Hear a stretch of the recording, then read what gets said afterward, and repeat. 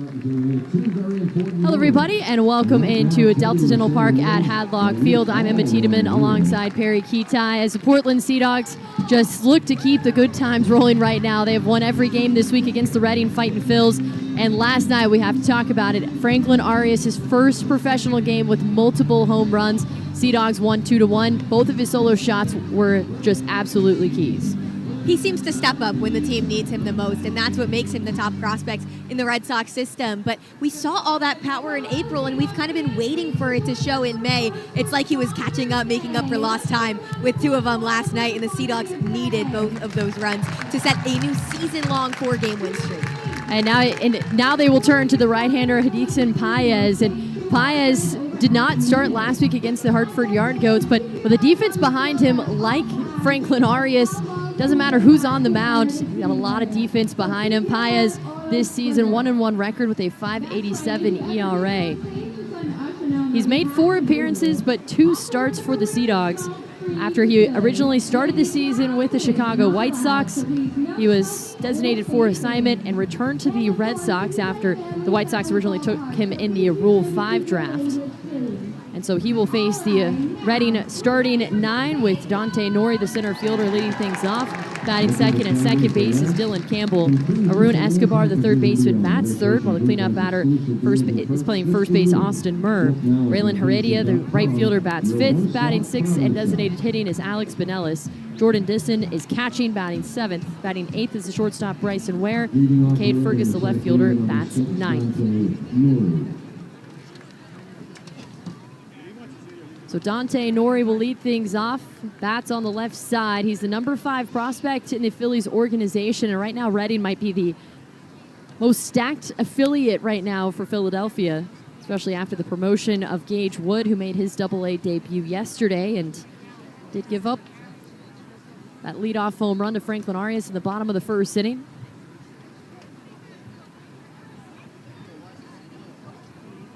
Nori in on the left side, hitting 246. Here's the first pitch from Paez. Swing and a miss.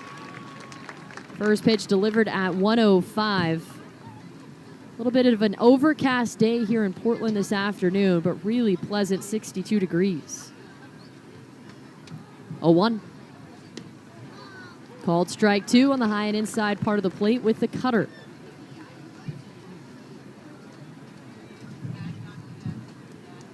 Nori climbs back in the left-handed batter's box.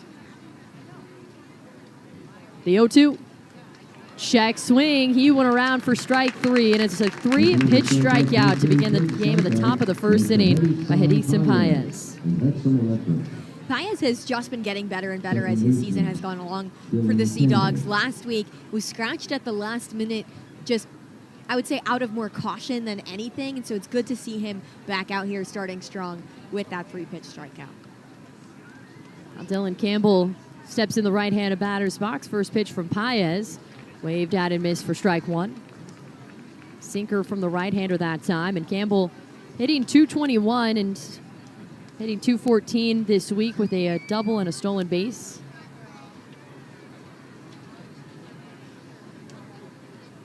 Paez sets up on the third base side of the rubber. 0-1. Swing, and he grounds it foul third base side for strike 2. And Paez, much like we saw Holopets yesterday, getting ahead of these hitters early. Back-to-back 0-2 counts.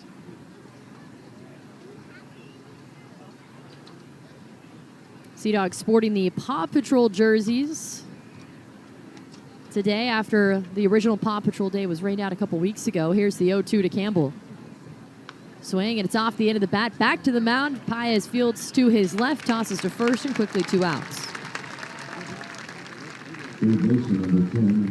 Well, it won't be the immaculate inning for Paez, but still 6 pitches, 6 strikes, 2 outs already.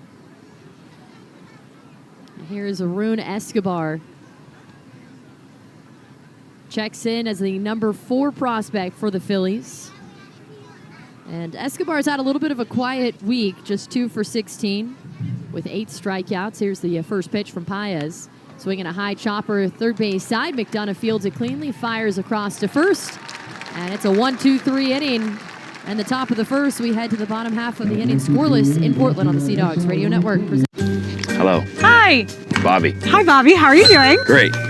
I'm so excited to talk to you about Play Ball and specifically Play Ball Weekend this year. Hey, when's Play Ball Weekend? 6-7. Hey, when's Play Ball Weekend? 6-7. You guys, Play Ball Weekend? 6-7. Bobby, it's okay. I think I got it. It's gonna be June 7th. Oh, yeah, that's right. June 5th through June 7th, Play Ball Weekend. More than 30% of players are Latino. And as you think about that, you have to fit it into the culture of baseball. One thing that I've always really enjoyed about the Copa program is the players love it. We've had everything from live bands to salsa dancing in the concourse before the game. For us, that meant bringing in a car show. It really goes with the fun of baseball.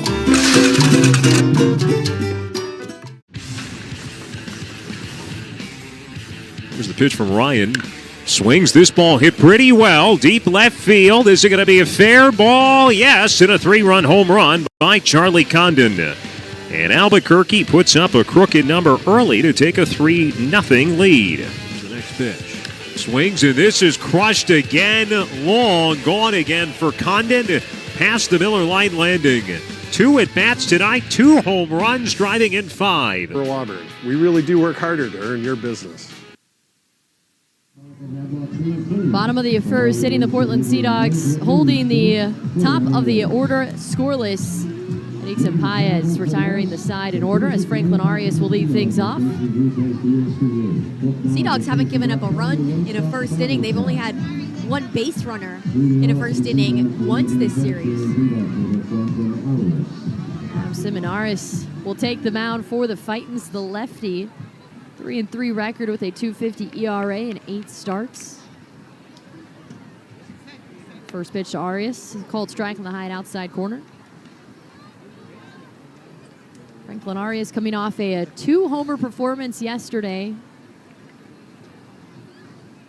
Has now 10 on the year. The 0-1 line foul first base side of the Expo. And is down to the count 0-2, but as we learned yesterday and we've seen all season long, even if Arias is down with an 0-2 or even a 1-2 count like last night, he doesn't shy away.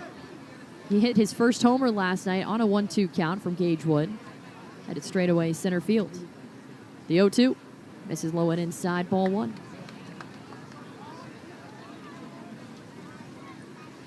And Arias on the year hitting .341, 27 RBI, also 7 doubles. 1-2. Misses outside, and the count evens 2 balls and 2 strikes. Simonaris goes back to the changeup.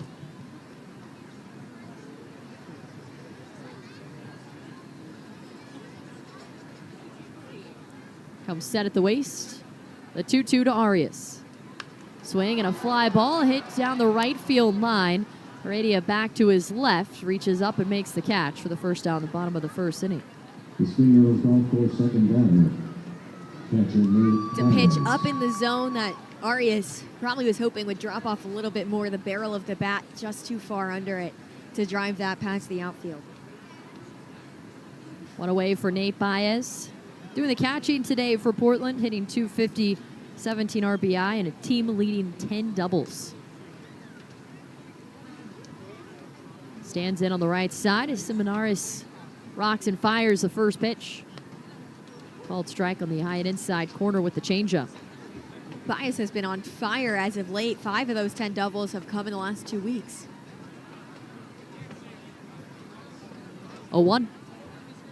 Shag swing. They do appeal down the first base line to the first base umpire, Emmanuel Perez.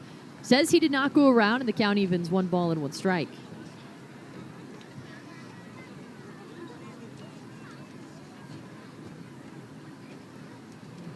Lefty takes the deep breath. Here's the 1-1.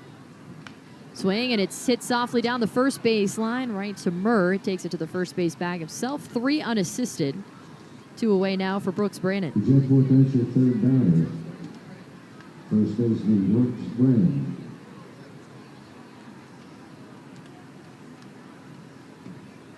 Two away, nobody on for Brannon. Bottom of the first, scoreless in Portland. A really pleasant day. A slight breeze blowing out towards center field. Brandon, though, doesn't really need any help when it comes to power and driving the ball. 7 home runs already. First pitch is a swing and a miss. A slider high and in for strike 1. He's got 7 homers and 20 doubles, also 5 doubles. Stands back in on the right side. Here's the 0-1. Misses outside, and catcher Disson trying to frame it up for the home plate umpire Trey Ward. But misses outside, and the count evens 1-1.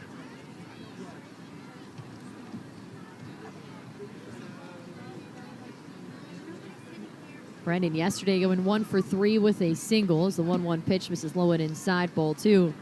Also worked a walk in the bottom of the 8th. Portland able to hold on to win 2-1, even though Reading did get a run across in the top of the 8th inning. Brady Sena closed things out for the Sea Dogs. Here's the 2-1. That's fastball and a called strike. High and in, and the count evens. 2 balls, 2 strikes, and 2 outs.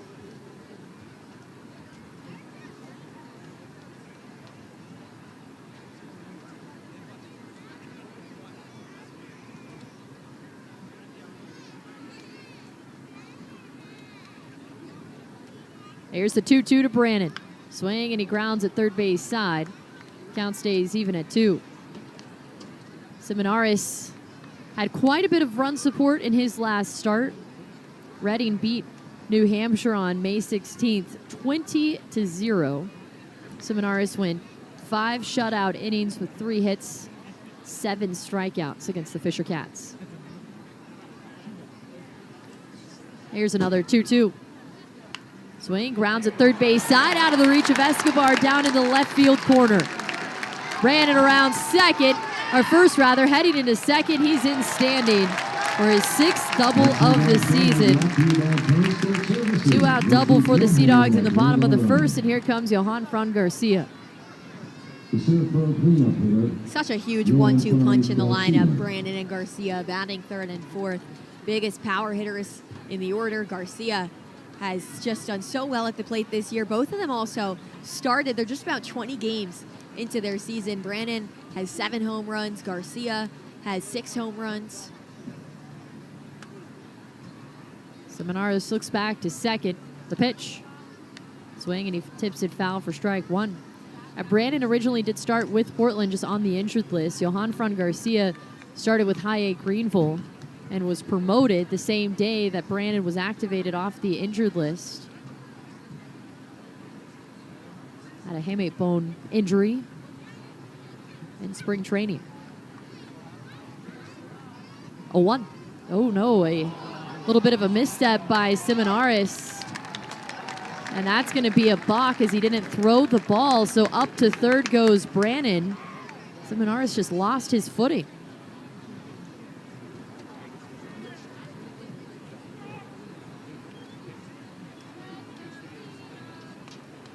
So Garcia back in on the right side. Scoreless in the bottom of the first with 2 outs. Runner at third. And the pitch. Swing and a miss for strike 2. Went with the curveball that time at 75.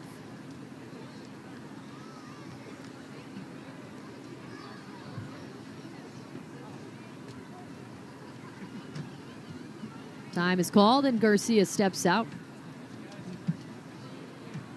Looks Brandon 90 feet away at third base after reaching on the 2-out double. Seminaris sets again. The pitch. Swing, and he fouls it straight back into the netting. A changeup outside, and a lot of off speeds to Garcia. You don't want Garcia to time up a fastball.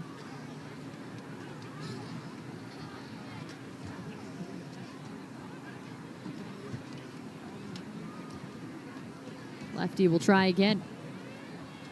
The pitch. Swing and a high drive down the right field line, but it trails foul and out of play towards the Giffords Pavilion trademark Federal Credit Union picnic area. Just shows you the power in Garcia's bat, that a late swing opposite field foul ball can still make it out of the ballpark. And he just sort of flicked it. He didn't. That was not A full swing. a full swing from Garcia.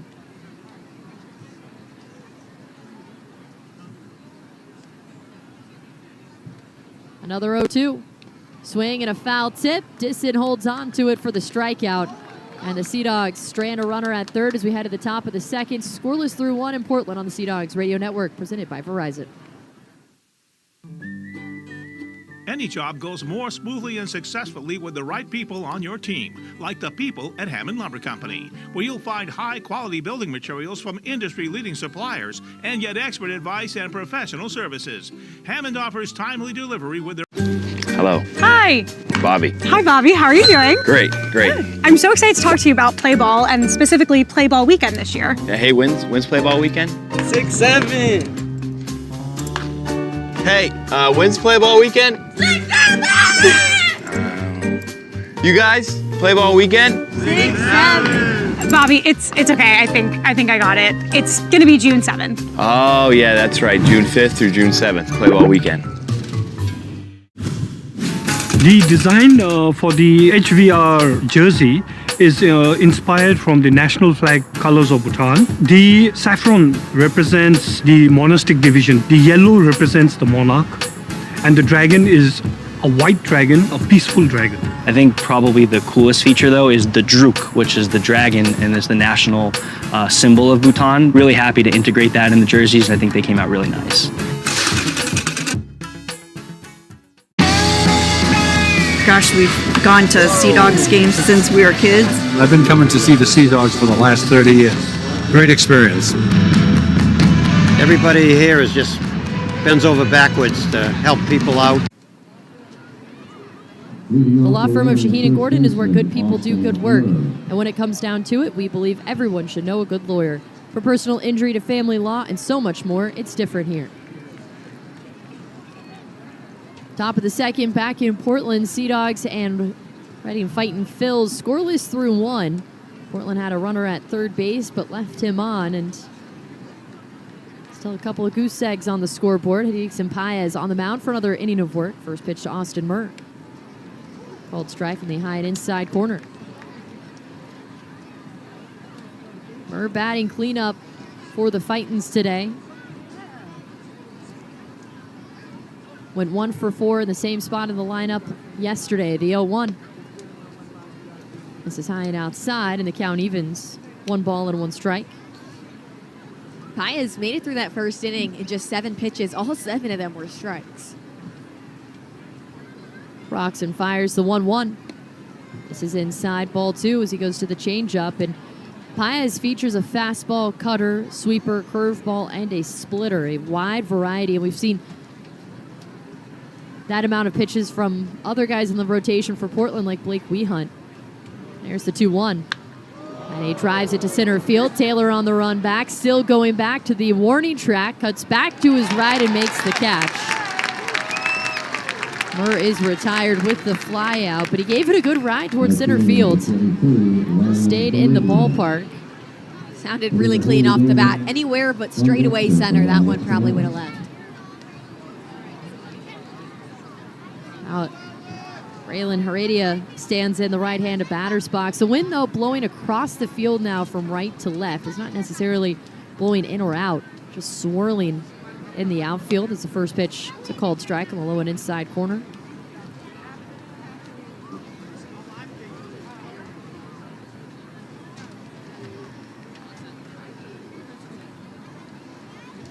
Oh, 1. Check swing. They appeal, and he did not go around. Count evens 1 ball and 1 strike. Paez, I mentioned earlier, made the White Sox opening day roster, made his opening debut on made his MLB debut on opening day this year. A 1-1 swing, and he taps it foul behind the plate for strike 2. Went 1 1/3 innings against the Brewers. In total, he made 3 appearances this season for Chicago before he was designated for assignment and then returned to the Red Sox. And when he was returned to Boston, he was assigned to Portland. 1-2. Swing and a miss for strike 3. Out number 2 in the top of the second, and that's the second strikeout of the ball game for Paez. And here's the former Sea Dog, Alex Binelas. And when a player is returned like Paez, Shane Drowan was another player. Now he is actually with Milwaukee, but Another player taken in the Rule 5, later returned to Boston. There are no restrictions of where you can put that player back in your system. Pinellas smokes one down the right field line and foul for strike one. Now, if a player is taken in the Rule 5 like Paez, there are restrictions and regulations of where that player has to fit in for the 40-man and for the active MLB roster. And so that's why Paez was drafted by the White Sox. They thought he had MLB potential for this season as the 0-1 pitch misses outside. Count evens 1-1. But then decided to DFA him and eventually returned back to the Red Sox, and Red Sox assigned him to Double-A. Right-hander kicks in the 1-1. Swing and a miss. And Alex Pinellas down to the count. 1 ball and 2 strikes with the bases empty. 2 outs in the top of the second in Portland.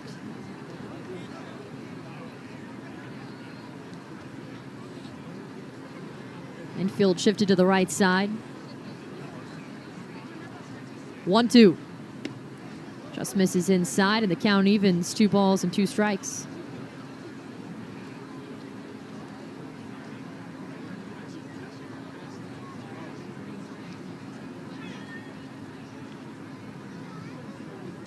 Two from the right-hander. High and outside, ball 3, and the count goes full. First full count worked against Paez today.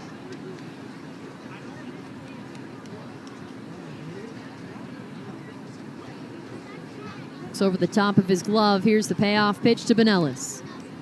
Swing and a miss. Strike 3 goes inside with the changeup. Third strikeout of the day for Hiddixson Paez. We head to the bottom of the second, still scoreless. The Sea Dogs Radio Network, presented by Verizon.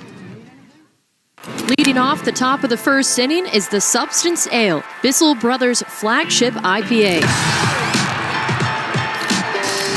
Hailing from Portland, Maine, standing at 16 ounces tall, Subby, as his teammates call him, was an early standout in his 2013 season debut, delivering bright and balanced hop flavor alongside smooth, crisp, Maine-made satisfaction. Find Bissell Brothers all season long at Hadlock Field. Hello. Hi. Bobby. Hi, Bobby. How are you doing? Great. I'm so excited to talk to you about play ball and specifically play ball weekend this year. Yeah, hey, when's play ball weekend? 6-7. Hey, when's play ball weekend? 6-7. You guys, play ball weekend? 6-7. Bobby, it's okay. I think I got it. It's gonna be June 7th. Oh yeah, that's right. June 5th through June 7th, play ball weekend. So we got a little throwback uni on, great socks, you feel me? So it's like we're going back in time. So I feel the presence of Jackie Robinson, you know what I'm saying? All those great guys. So yeah, we're gonna play like them too. Just love kind of having this logo here, Triple B's. You know, those guys went through a lot more than I probably can ever imagine. And, you know, it's a fight that they had to put up just so I can get here. And so getting the chance to even wear the jersey and get on the field and play is something huge. For those who keep the lights on. When the unexpected throws you a curveball, ServPro helps you get back in the game. Serving Maine since 1976, we respond faster to any size disaster. When never thought this would happen, ServPro's got you. Call 1-800-ServPro or visit servpro.com.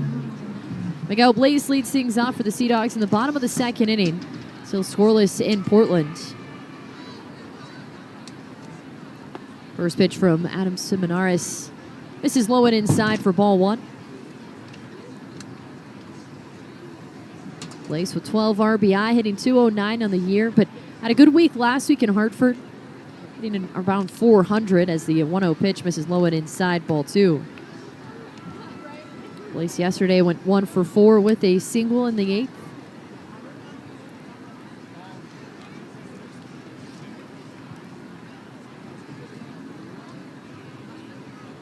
Seminaris rocks and deals the 2-0. Called strike, low and inside with the changeup. Blaze has put together a really solid month of May. He's on a 4-game hit streak right now. Had a separate 7-game hit streak in May as well. 2-1. Swing, and he sends it foul right side out of play for strike 2. Count evens 2-2. He's been showing a lot of patience at the plate, a lot of long at-bats. He's reached base in his last 12 games straight.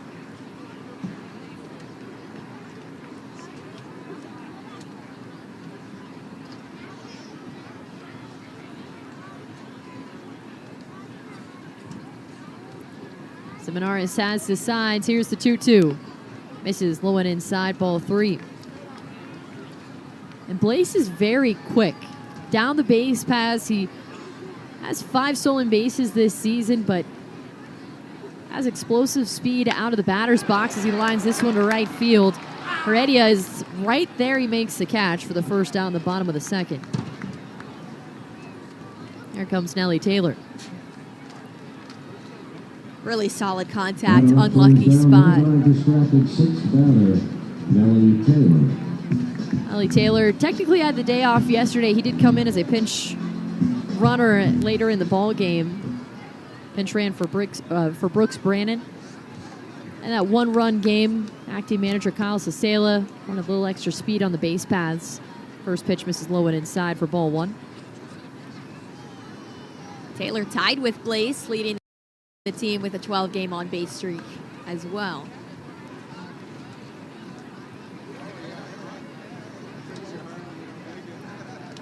Lefty-lefty match up, the 1-0. Check swing, and it's a strike on the low and outside corner anyway. Count evens 1-1.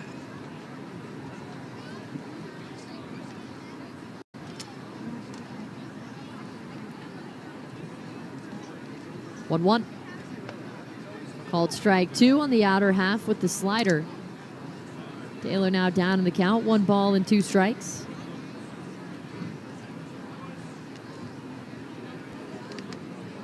Taylor also with some pop to his bat as well, with a couple of home runs, but about 6 doubles. There's the 1-2. Swing, and he drives it high to center field. Nori drifts back to his left. Waits and makes the catch. 2 down. Here is Tyler McDonough. Number 13, Tyler McDonough.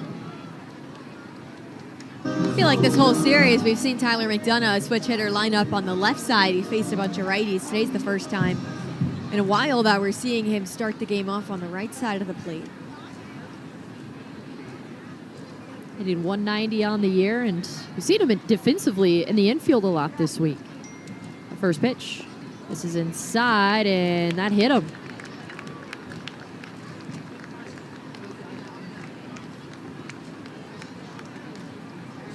So Tyler McDonough Second baseman, number 7. is just the second base runner of the game for Portland. I got him on his back right foot. And now it's Caden Rose in on the right side. McDonough leads off of first. Perfect 10 for 10 in stolen base attempts this season. The pitch. Called strike in the high and inside corner. So like how McDonough matched the blue cleats with the Paw Patrol jerseys today.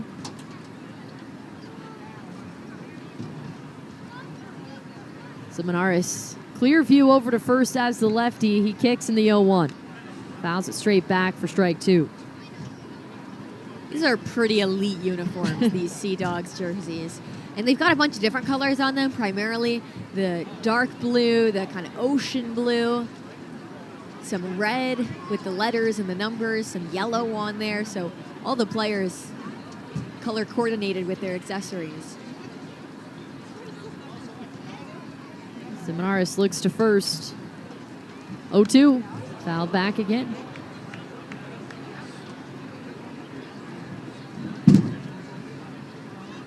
Caden Rose doesn't wear a lot of accessories, so he just has the blue and white batting gloves today. Red and white cleats. I'm not too familiar with the Paw Patrol. I can't tell you exactly all the characters. I think one of them is Chase. It's about the end of my knowledge for Paw Patrol. The 0-2 misses low and inside. Disson collects the ball just to his right to hold McDonough over at first base. Based on my interview with Kathleen and Chris earlier, I heard one named Marshall. Oh, that sounds familiar. I'm sure we'll learn more throughout the day with all of the promotions planned to introduce us to the Paw Patrol characters. Seminaris looks to first. The 1-2. Swing and a liner down the left field line, rolling all the way to the wall. McDonough around second. He's to third standing, and it's a Caden Rose double in the bottom of the second. Sea Dogs with runners at second and third. 2 outs for Abram Lindo.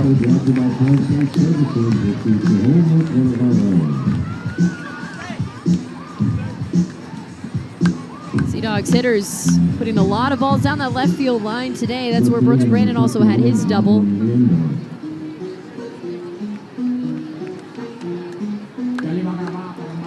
And with those 2 doubles today, the Sea Dogs now have more home runs and more doubles in the month of May in 6 fewer games than they had in all of April. Bats are heating up with the weather. Here's the first pitch to Lindo. It's a called strike on the low and inside corner. But it's here with runners in scoring position that these last couple days have not gone so smoothly for the Sea Dogs. Seminaris comes set. 0-1. This is high and outside, and the count evens 1 ball and 1 strike. Now Portland 0 for about 7 yesterday with runners in scoring position, and we've had a lot of close games. 2-1 game yesterday. 1-0 game for Portland on Thursday. A 1-1. This is high, ball 2.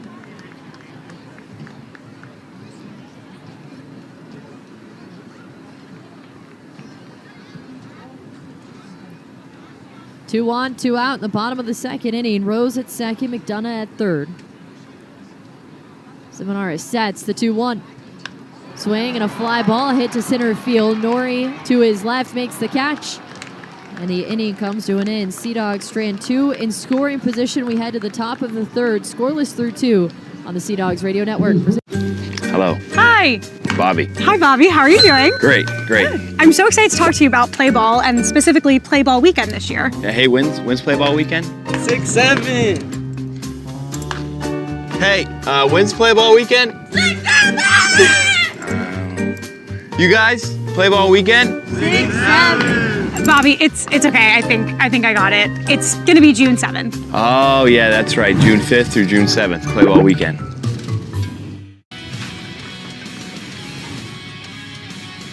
We go to the top of the 7th inning in a game that has flown by. Well, we're on immaculate inning watch now. It's 6 pitches, 6 strikes, 2 Ks for Dirk. Dirk is not messing around here. Pitch away from joining him here in the top of the 7th. His 0-2 is swung on and missed. Strike 3, and the 7th inning for Hayden Dirk is immaculate. You can own a piece of the minor league game. MILB Auctions lets you bid on game used and autographed bats, balls, jerseys, and more, with items added all season long. Want a piece of the minor league game? Visit MILBauctions.com. He throws a 1-0 to Gorson. Drives one deep to right. This is trouble as Cox moving back toward the bullpen. He hops in the air, and he brought it back. Jonah Cox, what a grab.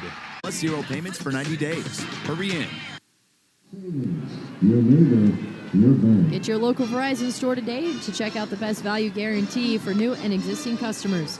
You can lock in a low price for 3 years on mobile and home internet plans, only on Verizon. Additional terms apply. See store for details. Top of the third inning back in Portland. Sea Dogs and Reading fighting Phils. Scoreless through 2. Edixon Paez on the mound for another inning of work. Jordan Diston, the catcher, leads things off as he stands in the right-handed batter's box. First pitch. Called strike on the inside part of the plate with the sinker. Paez has now delivered a first pitch strike to every batter he's seen.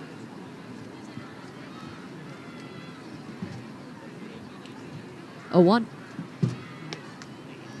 Off speed misses high and inside, and the count evens. 1 ball and 1 strike. Paez has been in the Red Sox organization since 2021.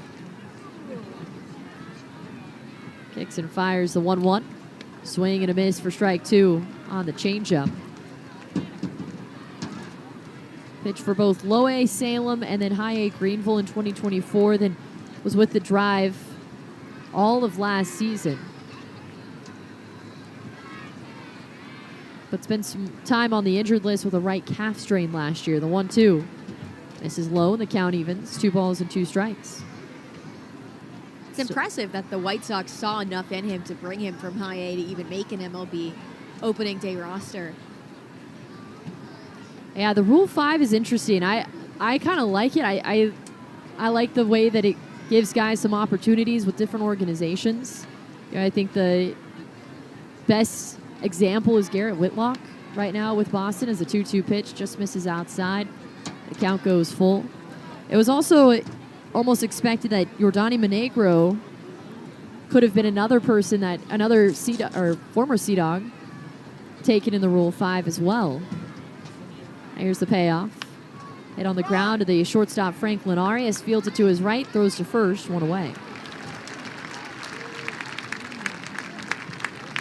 Brings up Bryson Ware.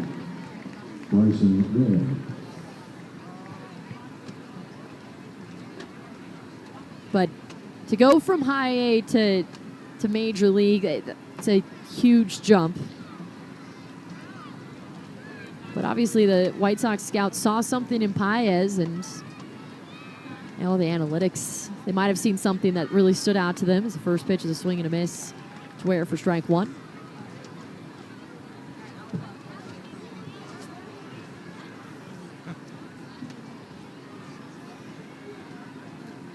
Red Sox had a lot of unprotected players actually in that draft.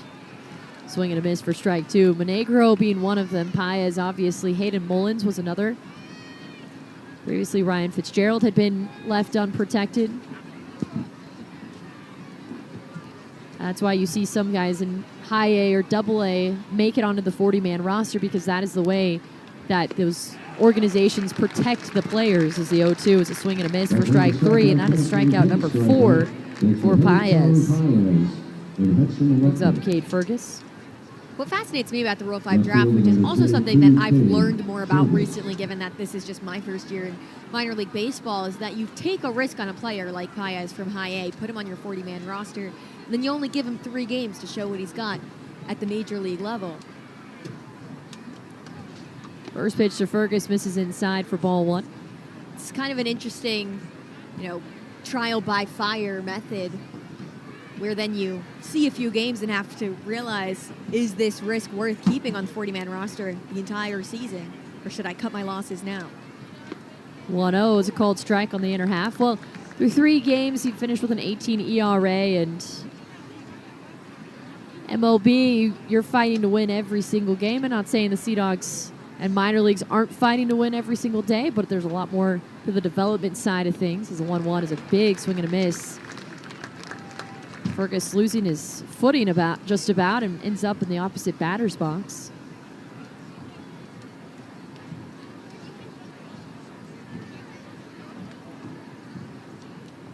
So you certainly get less games to kind of figure things out a little bit. I mean, even Spencer Jones for the Yankees was sent back down to AAA for his debut. Here's the 1-2. And that misses inside, and the count evens 2 balls, 2 strikes.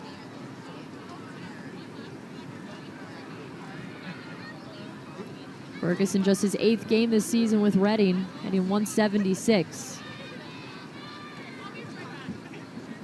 The 2-2. Misses low and outside. Paez a little bit frustrated with that location. Count goes full. Just the second full count worked against Paez. Been very, very efficient. 34 pitches, 23 for strikes. Here's the payoff to Fergus. Swing, and he taps it foul, third base side.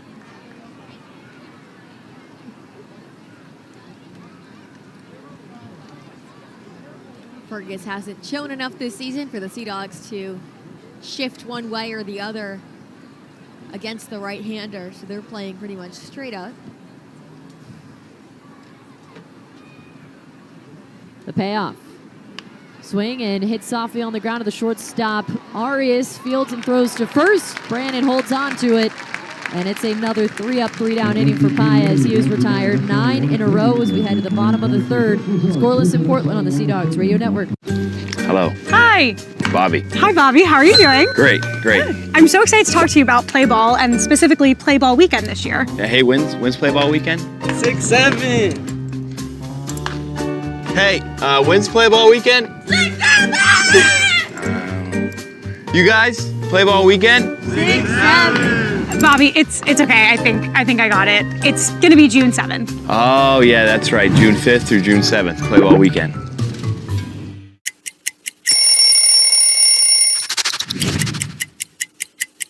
You know, in Boston, every now and then you'll do those throwback days where you bring out the big baggy jerseys, and the baggier the better. When I broke into the league, everybody was wearing really baggy pants, and then as the years go along, I started wearing these skinny, mini, tight pants that looked like they were painted on. So by the time I was with Boston, I really wanted to wear the baggier, the better. We just wanted to be flying around in the outfield there, having a good time.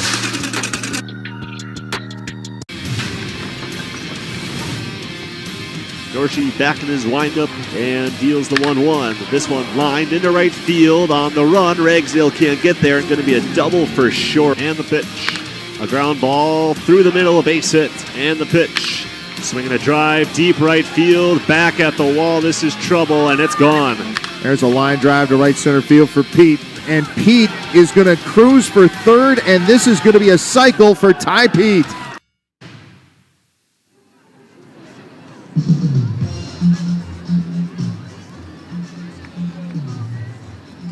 Bottom of the third inning back in Portland. Sea Dogs and Fightins scoreless as Franklin Arias will lead things off. At the top of the lineup with Arias, Baez, and Brannon.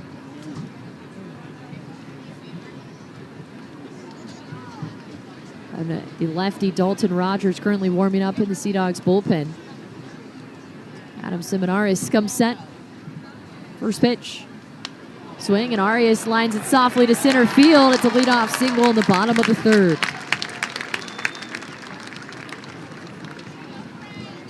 Got a changeup inside and was able to muscle it out to center field. Here is Nate Baez. One of the rare times we even see Franklin Arias swing at the first pitch of an at-bat.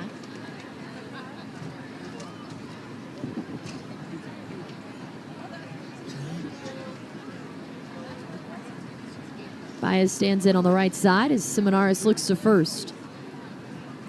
The pitch. Swinging, and he sends it foul back to our right for strike one. Seminaris originally was drafted by the Angels in the 5th round of the 2020 draft. That was a very short draft that year. There was only 5 rounds. Seminaris looks to first. 0-1. This is inside, and the count evens 1-1. Made it as high as AAA with the Angels before being traded to Milwaukee for Hunter Renfroe. 1-1. Swing, and he grounds it right side under the glove of the second baseman Campbell into right center field. Heredia runs over it. Arias around third. He has the green light to come home. The throw is wide, and Arias scores. Baez up to third, and the Sea Dogs are on the board 1-0 in the bottom of the third inning. Chaos all over the field. Baez doing what he's been doing lately and just ripping the cover off the ball. 99 off the bat. Arias got a good jump on it.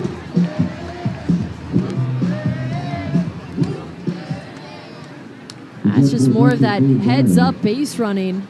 And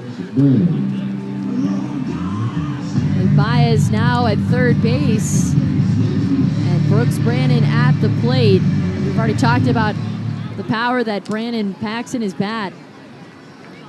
Reading infield now playing in.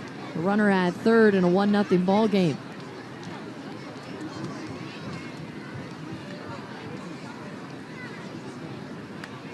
Seminaris kicks the pitch. Swing and a miss for strike one.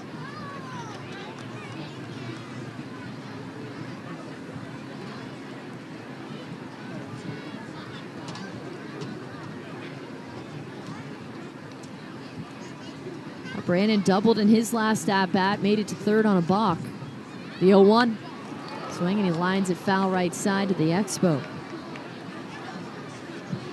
There's going to be 2 errors on that play. One on Heredia for overrunning the baseball, and then a second error on the second baseman Campbell on the throw to the plate, which allowed Arias to score.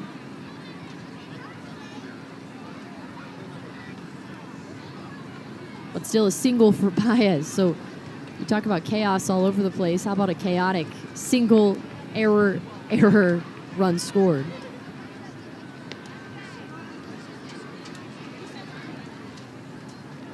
Brandon at the plate, 1 ball and 2 strikes. Still nobody out. Baez over at third. 1-2. Swing and he grounds it foul, third base side, and Brandon stays alive. Remember to call Joe. Joe Borstein, 207. Call Joe.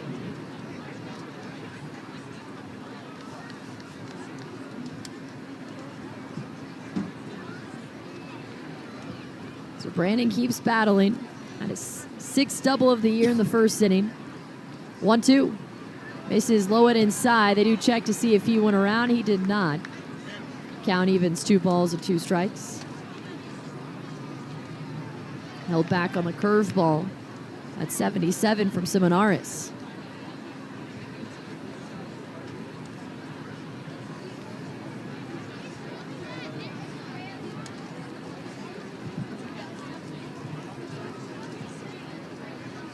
The lefty sets.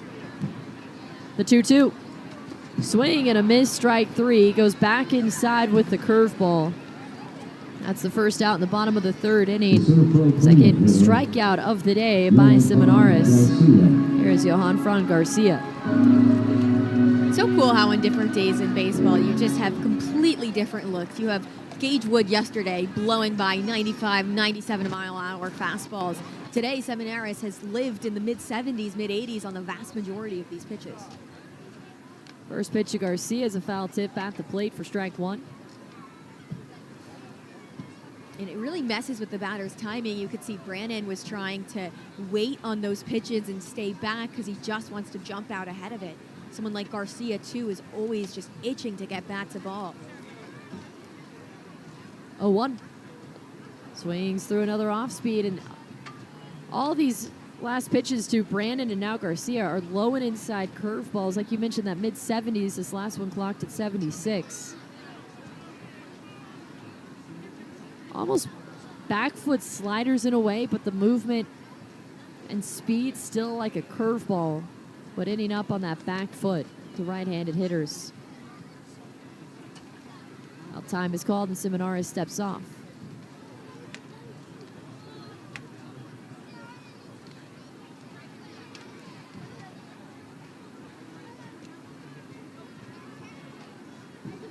No balls, 2 strikes, the count. And the pitch. Swing and a chopper third base side. Baez ducks out of the way of it, but it falls foul. Count stays at 0-2.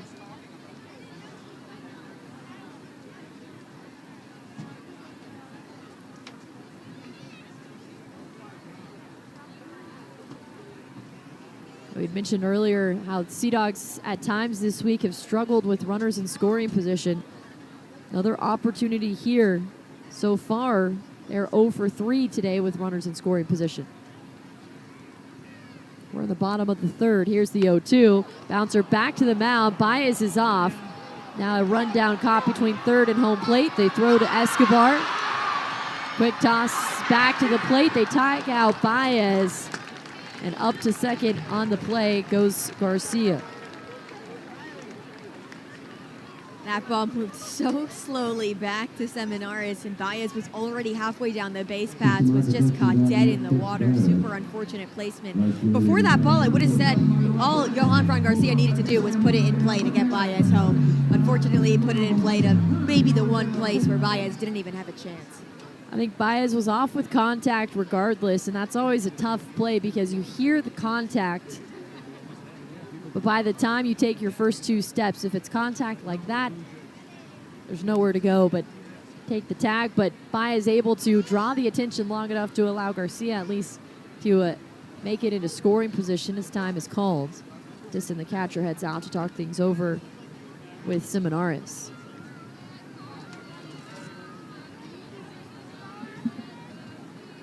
Ahead of Miguel Blaze, who had a good at-bat against Simonaris in the 2nd, worked the count full. He's actually the only Sea Dog to work the count full against Simonaris today. And had a fly out to right field.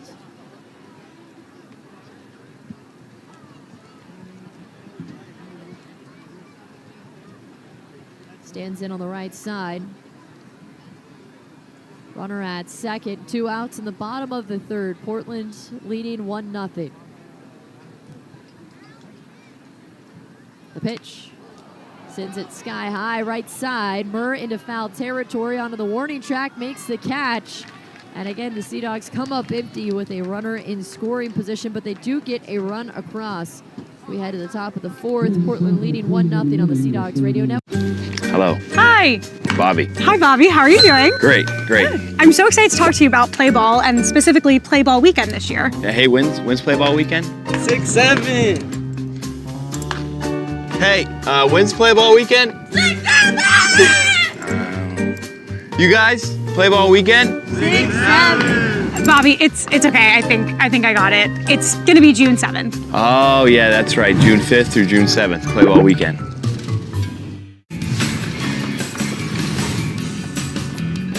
Giving up Josh Naylor, who was on an expiring deal. Oh, that was nasty. A sweeper and a sword on Brock Rodden.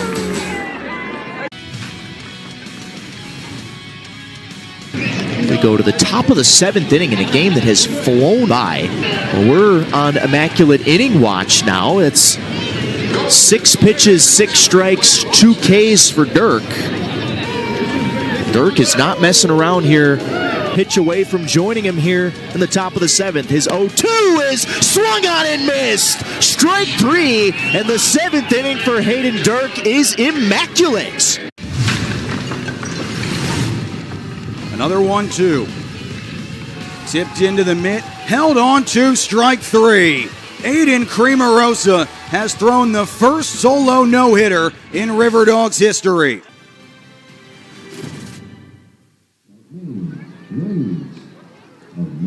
Top of the 4th inning back in Portland. Sea Dogs leading 1-0 as they go to the bullpen for the first time. And more on that on the play-by-play. Here's Perry Kitai. Thank you very much, Emma. It is Dalton Rogers out of the bullpen for the Sea Dogs.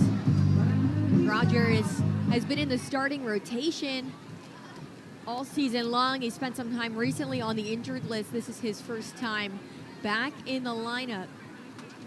First pitch to Nori is a called strike on the outside half.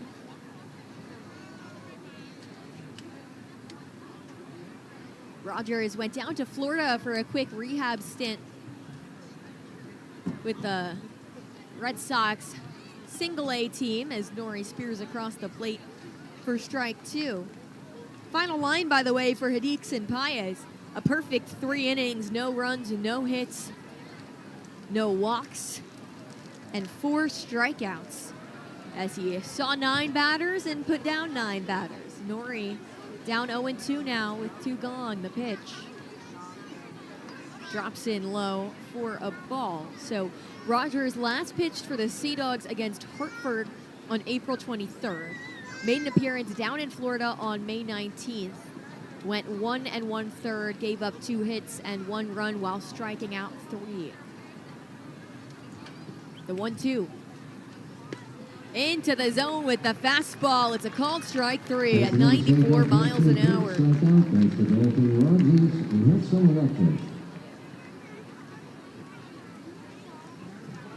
That brings up Dylan Campbell on the right side of the plate.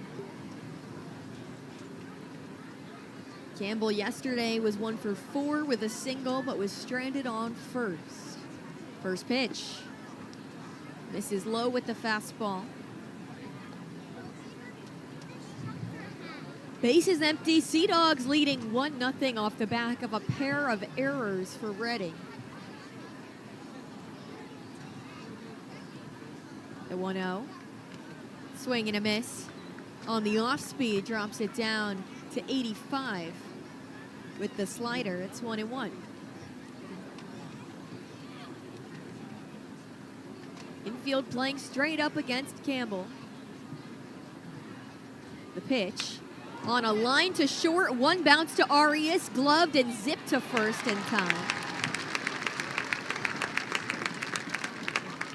Arias has been kept busy over there, already his 3rd putout of the day, and that is 2 gone.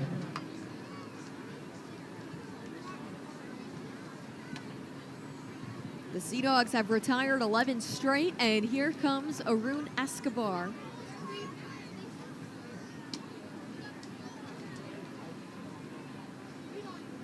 First pitch, Escobar takes the strike down the middle.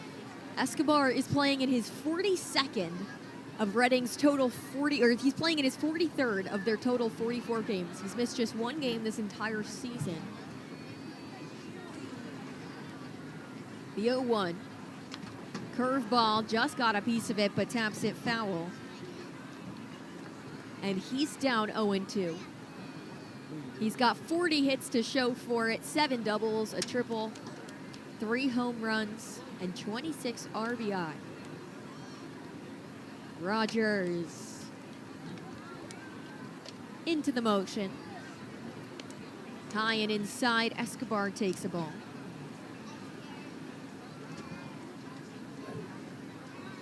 Escobar is a top 5 prospect in the Philly system, 3rd-ranked position player prospect. The 1-2, line foul up the first base side. Really fast when he's on the base paths. Has not been caught stealing yet.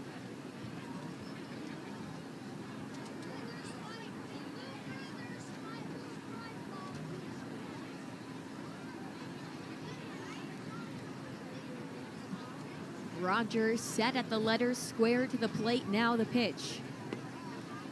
This is low as the count evens up 2-2. 2 outs, bases empty. Sea Dogs lead 1-0. Overall, they lead the series 4-0. It's been a lot of 1-run, 2-run games this week. The 2-2 chopped foul. Escobar falls over into the lefty box as he just collapsed on that swing. And now manager Al Padrique and Meg Flaherty, the athletic trainer, out of the dugout. It's Escobar lying on his back on the left side.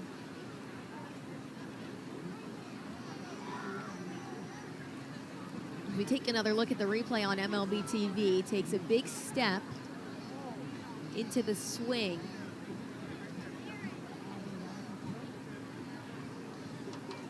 And it looks like maybe he turned his left ankle and he just keeps falling over backwards until he ends up on his back on top of the plate.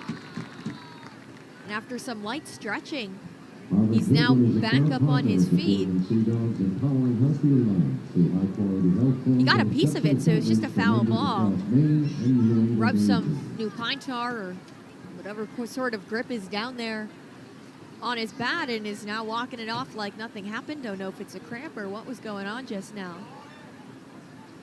But glad to see him back on his feet. Rogers resets the pitch. Driven to right field, in play for Blaze. And that is the 3rd out of the inning as the Sea Dogs retire 12 straight to start the game. And we're on to the bottom of the 4th on the Sea Dogs Radio Network, presented by Verizon. Mainers know what to do. Hello. Hi. Bobby. Hi, Bobby. How are you doing? Great. I'm so excited to talk to you about Play Ball and specifically Play Ball Weekend this year. Yeah, hey, when's Play Ball Weekend? 6-7. Hey, when's Play Ball Weekend? 6-7. You guys, Play Ball Weekend? 6-7. Bobby, it's okay. I think I got it. It's gonna be June 7th. Oh yeah, that's right. June 5th through June 7th, Play Ball Weekend.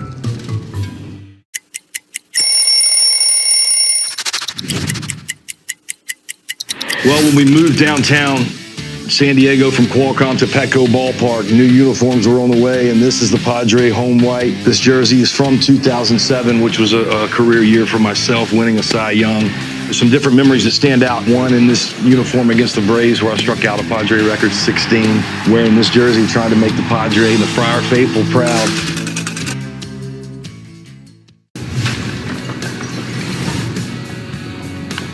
Driven in the air to right, back Turley at the track, see ya!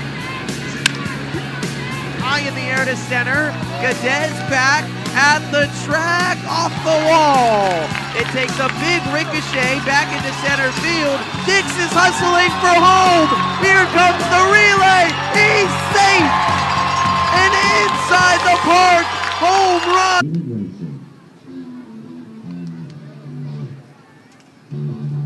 Our friends at Northeast Credit Union are celebrating Kind Kids. NECU is seeking nominations from kids age 17 and younger who consistently demonstrate compassion and kindness towards others. For complete details or to make a nomination, visit thelyc.com/nicecatch.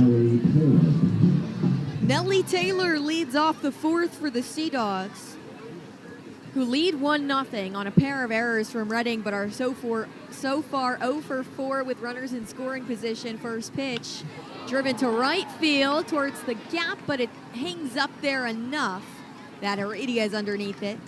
1 pitch, 1 out. Third baseman, number 13, Tyler McDonough.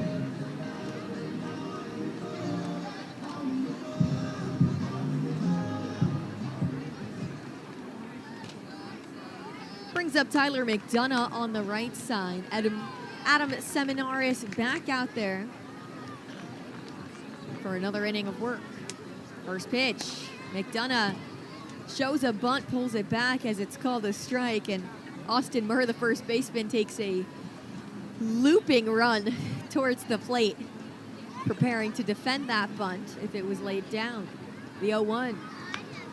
McDonough on a line to center field, back on it, caught on a run by Dante Nori, nearly got over his outside shoulder, but it wasn't pulled left enough to make it. 2 gone now for the Sea Dogs.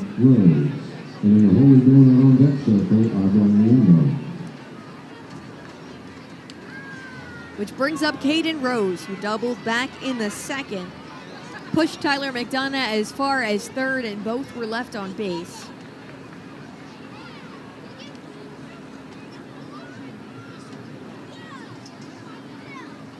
Sea Dogs have already left 4 on base. First pitch, Rose wraps it foul on the left side. For strike 1. He was down on a 1-2 count when he lined his double up the third base line.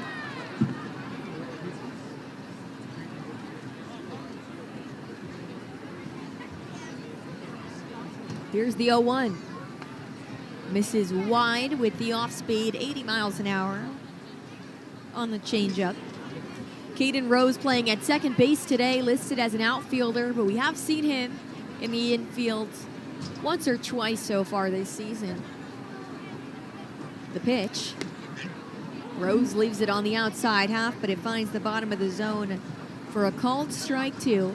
Base is empty for the Sea Dogs. They've had at least 1 base runner in every inning so far, the majority of which have come on 2 outs as Rose takes a ball that runs inside. Emma mentioned it earlier, but this curveball from Seminaris, it's designated as a curveball because it's not really passing 76 to 79 miles an hour, but it really looks more like a slider from the lefty, coming from the high and outside corner to the low and inside as Rose swings away for strike 3, and that is the inning. It's a 1-2-3 inning for the Sea Dogs as they go down quickly, and we're on to the top of the 5th on the Sea Dogs Radio Network. Hello. Hi. Bobby. Hi, Bobby. How are you doing? Great. I'm so excited to talk to you about Play Ball, and specifically Play Ball Weekend this year. Hey, when's Play Ball Weekend? 6-7. Hey, when's Play Ball Weekend? 6-7. You guys, Play Ball Weekend? 6-7. Bobby, it's okay. I think I got it. It's gonna be June 7th. Oh yeah, that's right. June 5th through June 7th, Play Ball Weekend. You can own a piece of the minor league game. MILB Auctions lets you bid on game used and autographed bats, balls, jerseys, and more, with items added all season long. Want a piece of the minor league game? Visit MILBauctions.com. Maybe we won't finish this inning. Slowly hit, it's caught on the bare hand. Otañez throws behind the runner for the double play. Whoa! I think he almost surprised himself. Another 1-2. Tipped into the mitt, held on to strike 3. Aiden Creamerosa has thrown the first solo no-hitter in Riverdogs history. First pitch. Ramos lifts it to left field, going back on Túnez, the left fielder. He has it, and the Rubber Ducks do as well. A combined no-hitter. We really do work harder to earn your business.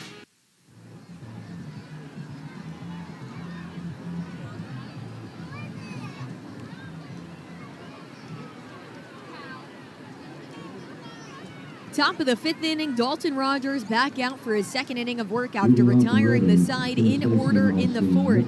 Sea Dogs have retired 12 straight batters to start the game, as Austin Murr, the cleanup hitter, leads off as his second time through the order today. First pitch, Murr takes a strike on the outside half with the sinker. Murr flew out to deep center field. Nearly made it out of the ballpark. Taylor was back on the warning track to make the grab. The 0-1. Another one fast into the zone, 92 with the sinker, and it's 0-2 for Austin Murr. Off the bat, it sounded like a clean crack. Anywhere else in the ballpark, it would have left. Anywhere but straightaway center, 400 feet. The 0-2. Popped up towards left field, shallow territory, and Tyler McDonough dives into the netting. Can't make the grab. Nearly came away with it, but the netting helped him out, corralling that ball. And so Murr will get a second chance. That was a highlight-looking play for McDonough. Just couldn't get to the ball before the netting did.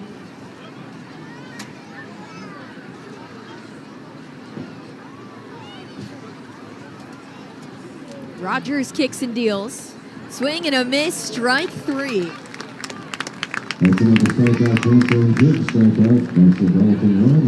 One out, base is empty now for Reading, who trail 1-0 in the top of the 5th.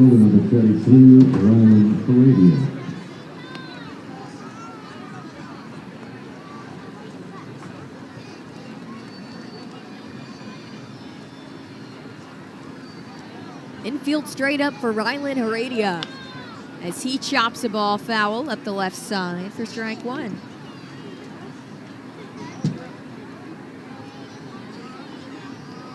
Dalton Rogers, a left-hander, drafted in 2022 in the 3rd round by Boston. Has a fastball, a slider, a curveball, and a changeup in his pitching arsenal. The 0-1. Pulls it wide. And the count evens up at 1-1.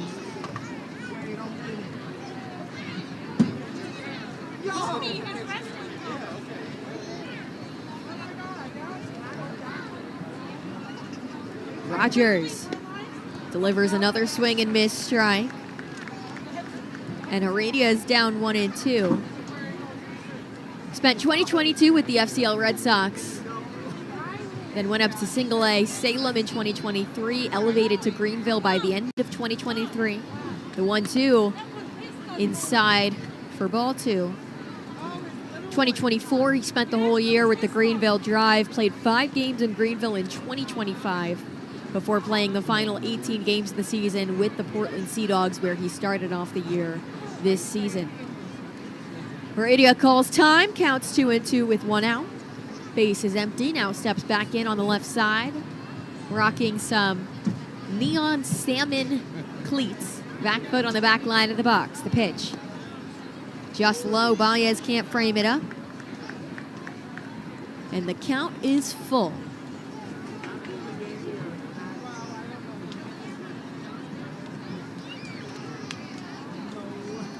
Rogers. The payoff. Skied in the infield, coming in on it, Rose. This is his comfort zone as an outfielder, and he makes the catch easily. For the second out of the inning.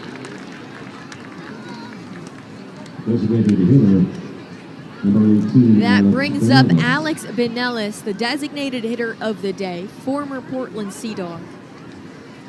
Leads the team in so many batting categories: on-base percentage, slugging, home runs, RBI, yet just has 1 hit this entire series. First pitch.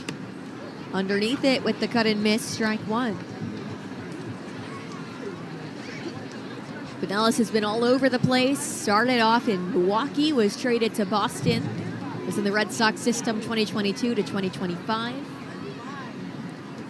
The 0-1. Pulled it wide. Former teammate of Dalton Rogers, made it as high as Worcester last year.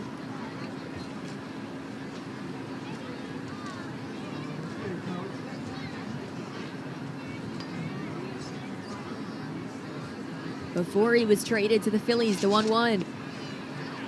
Taken outside for a ball, and Pinellas moves ahead 2-1. He's played every game this series. Yesterday was 1 for 3 with a walk, so he did reach base twice. Had 4 strikeouts the day before. The 2-1. Right down the middle with the sinker at 93. And the count evens up 2-2 with 2 outs.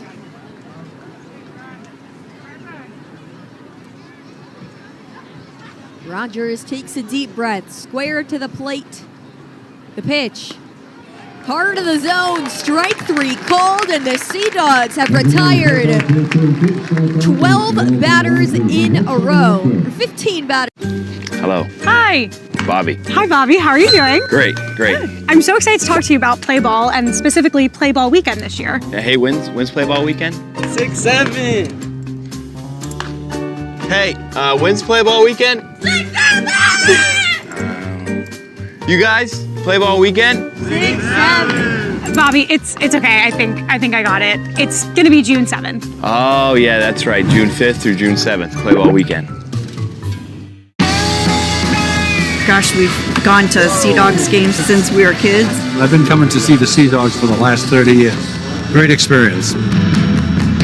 Everybody here is just bends over backwards to help people out and wish the world was like it is right here at the ballpark. We've always wanted to be more than just a baseball team. We want to be strong, active, contributing members of the community. And I think that effort is seen by the people and the fans, and they want to support that effort.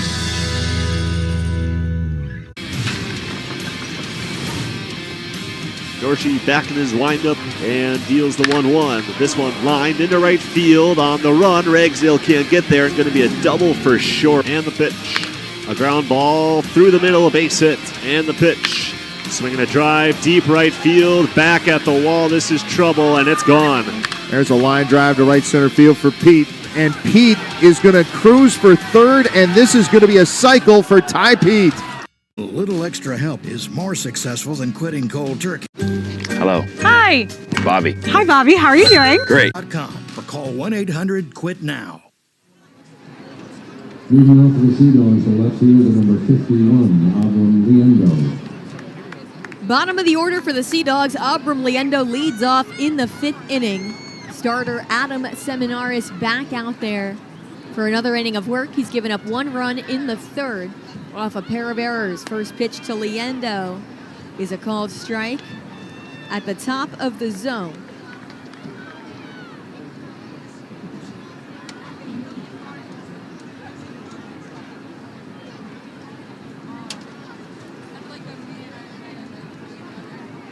The 0-1. Misses outside as the count evens up for Liendo.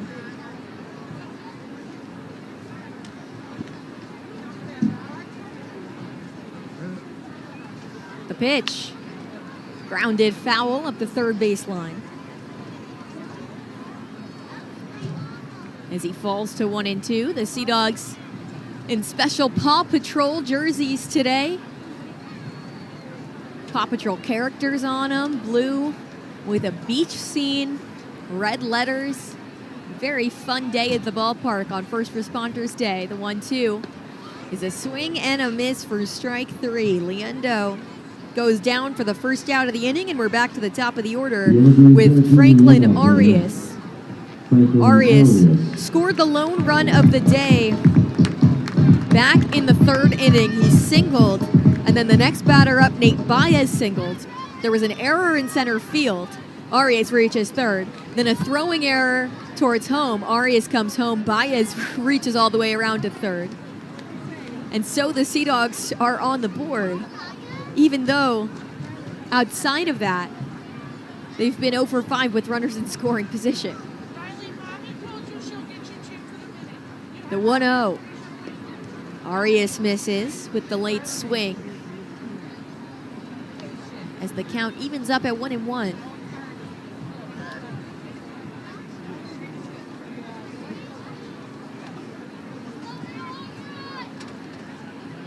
The pitch. Down low again. Arias takes. Franklin Arias just cannot say enough about the season that he is having, batting .341. The 2-1. Chop towards third off a bounce. Escobar snags and throws onto first well in time for the second out of the inning. After yesterday's 2-homer game for Arias, he's at 15 multi-hit games this season.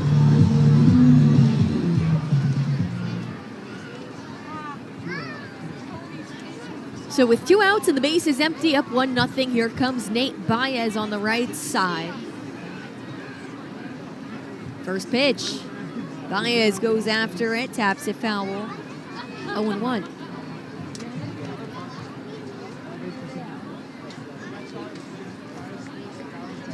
Now, I haven't clocked the velocity of every single pitch for Seminaris, but I don't remember the last time I saw a pitch up in the 90s. Every single one of these is just a different kind of breaking ball in the 70s and low 80s as the 0-1 misses outside. That one, the changeup at 80 miles an hour.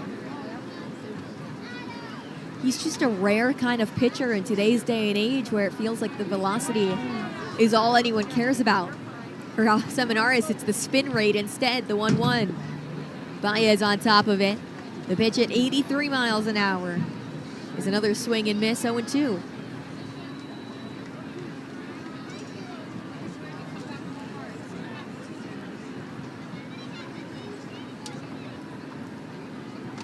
The pitch. Another swing and a miss for strike 3 as Seminaris retires the side in order once again. And the Sea Dogs keep their lead at 1-0, heading to the top of the 6th on the Sea Dogs Radio Network, presented. Hello. Hi. Bobby. Hi, Bobby. How are you doing? Great.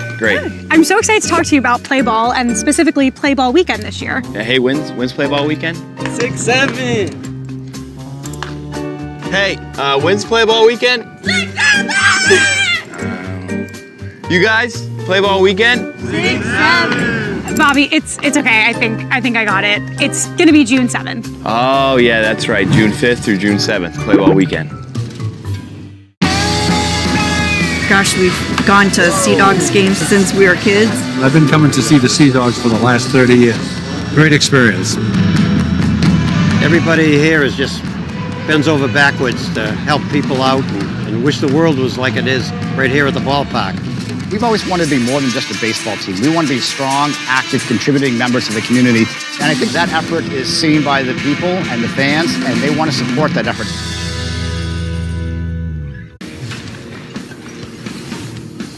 Then he began the season with 1 earned run in 13 innings as Eloy lifts that one in the deep left center. That one's at the wall, and the Keys go back-to-back to open the night. 1-2 to Eloy. Fly ball deep left center. That one is not coming back. Kiss it goodbye. Goes tight end Kennedy Hayes, the 3-1. A fly ball left center. It's at the wall. That ball is off the second level and gone. Those who keep the lights on. Celebrate America's 250th birthday with KM, a New England favorite and the hot dogs you choose for when it matters most. Enjoy KM at your nearest concession stand or find them at your local grocer. KM, the official hot dog and sausage partner of your Portland Sea Dogs. Catcher Jordan Disson faces off against Dalton Rogers, out for his 3rd inning of work. First pitch. Down the middle, strike 1. Sea Dogs pitchers have seen 15 batters. They've retired 15 in a row. The 0-1. High and away as the count evens up for Disson. Jordan Disson out of Pottstown, Pennsylvania, 23 years old, drafted by the Phillies in 2022, a hometown kid in Pennsylvania, the 1-1. Over Baez's head as Rogers just lost control. No one on base, though, to take advantage as the count moves to 2-1. Just the 18th game of the season for Disson.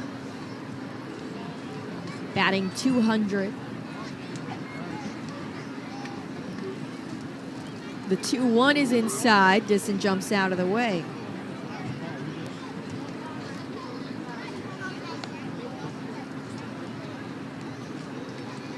Jordan Disson does not have a hit in his last 15 at-bats. The 3-1 coming back towards the away booth next to me. Not quite my side, but pretty close as it's caught by a fan off the ricochet and the count moves full.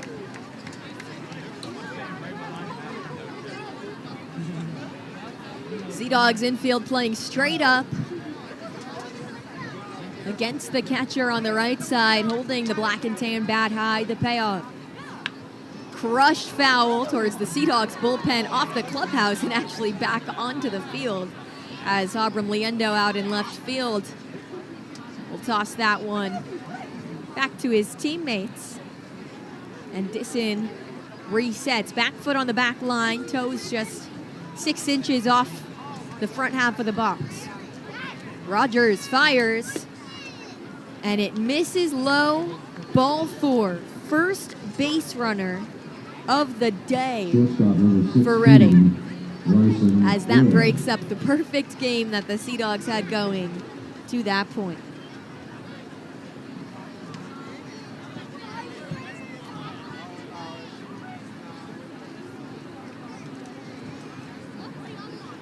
Bryson Ware batting in the 8-hole today, comes up for his second time around. Struck out back in the third. First pitch popped up, shallow right field. Rose back, Blaze forward, and Blaze calls off Rose to make the grab. I love watching Caden Rose in the infield because his outfielder instincts, and I've talked with him about this, they just overpower everything else that's going on in his brain.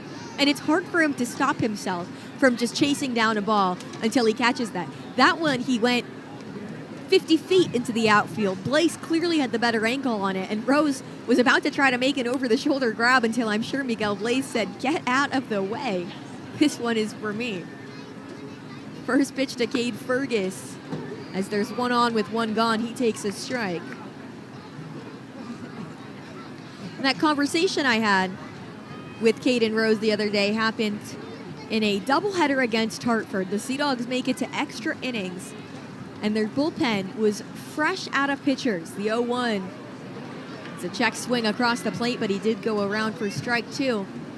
The Sea Dogs bullpen that week had been suffering because they'd been sending guys up to Worcester to help out. Worcester had been sending guys up to the Red Sox, and so the Sea Dogs didn't have as many arms available as they would have liked, especially with a doubleheader going on.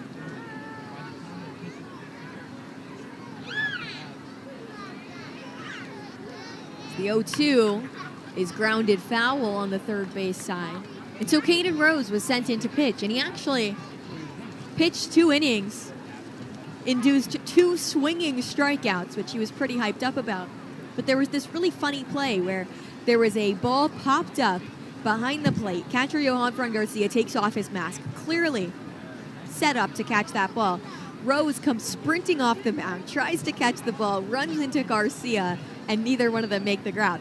And when I asked him about that, because I said on the broadcast, just see the outfielder and him pop out, he said, "Yeah, I couldn't help myself. The ball goes up in the air, and my brain just tells me to go get it." The 0-2. This is low.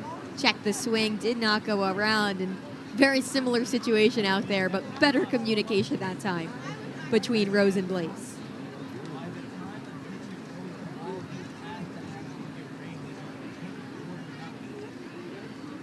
Cade Fergus, the 9-hitter at the plate against Rogers, who's keeping an eye on first. The 1-2. Driven to right field. Blaze is over on it. Makes the catch on the run.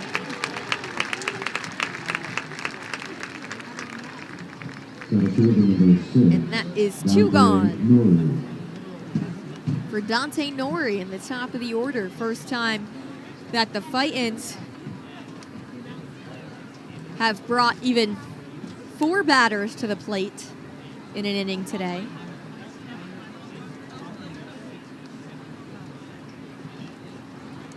First pitch.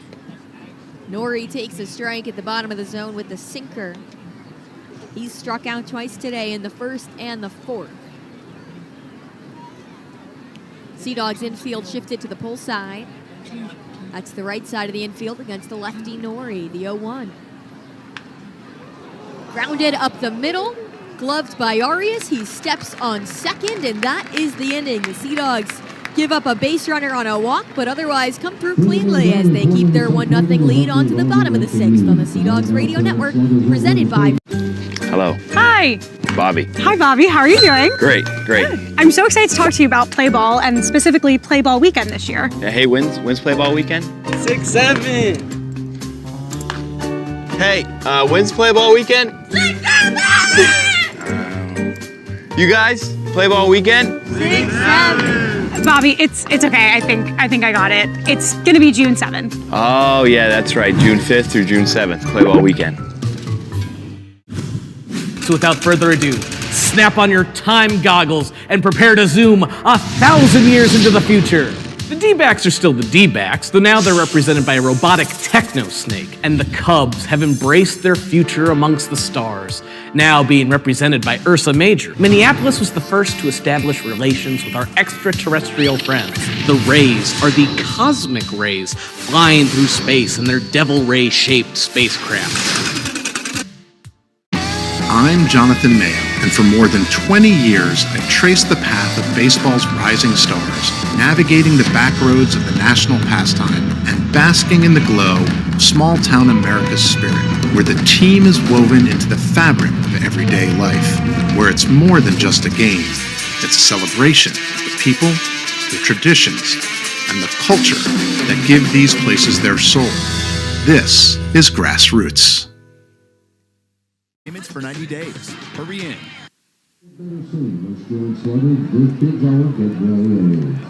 Bottom of the 6th inning, Sea Dogs back to the plate as they lead 1-0. It's the middle of the order. Brooks Brannon, then Johan Fran Garcia and Miguel Blaze due up. Sea Dogs have been retired in order in the 4th and 5th.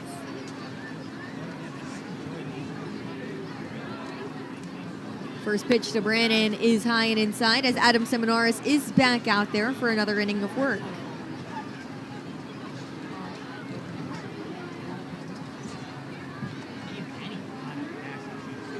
The 1-0. Runs inside, Brannon leaves it. 2 balls, no strikes.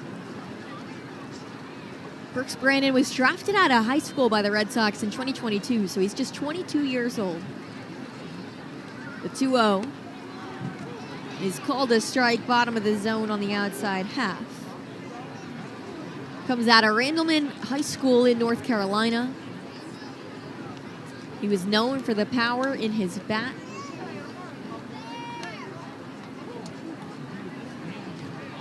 As Seminaris finds the zone with another strike on the outside half, the slider at 82, and the count evens up at 2-2. Nobody on as Brannon leads off. Seminaris fires. This is low, and the count is full. Brannon doubled in the first. It was a grounder that hugged the third base line all the way into the corner. Did it on 2 outs, reached as far as third with a balk, but was left there. Here's the payoff. Taps it foul and will do it again at 3-2.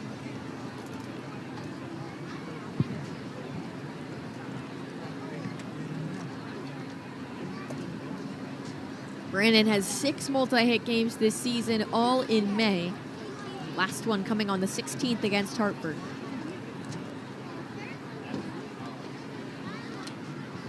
The payoff. Called strike 3. Brannon frozen with the changeup at 87 miles an hour. Kind of the equivalent of a fastball for Adam Seminaris. And he goes down looking for the first out of the inning, as the starter has now retired 7 Sea Dogs in a row.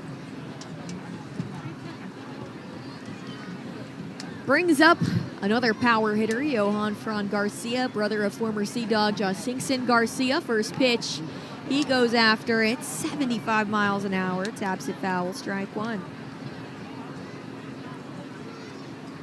Garcia's on a 7-game hit streak, 3 multi-hit games. The 0-1. Line to left field, bounces a couple times, splits the gap between third and short. And that is a single for Garcia. Miguel Blaze. A casual 100 miles an hour off the bat. Infielders had no shot at it. And there's one on with 1 out for Miguel Blaze.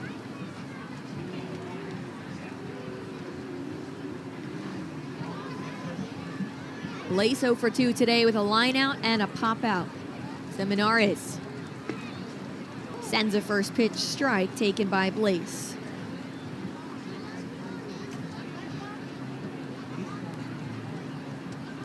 Small lead from Garcia, not the biggest steal threat on the base pass. Infield is shifted over to the pull side on the right, Blaze. The 0-1. Skied to center field, coming in short, and it's caught on the run by Dante Nori as Garcia backtracks to first, and there's 2 gone for Nelly Taylor. Cleans down, never drive distracted, 6th batter, Nelly Taylor. Taylor 0 for 2 today, riding a 12-game on-base streak.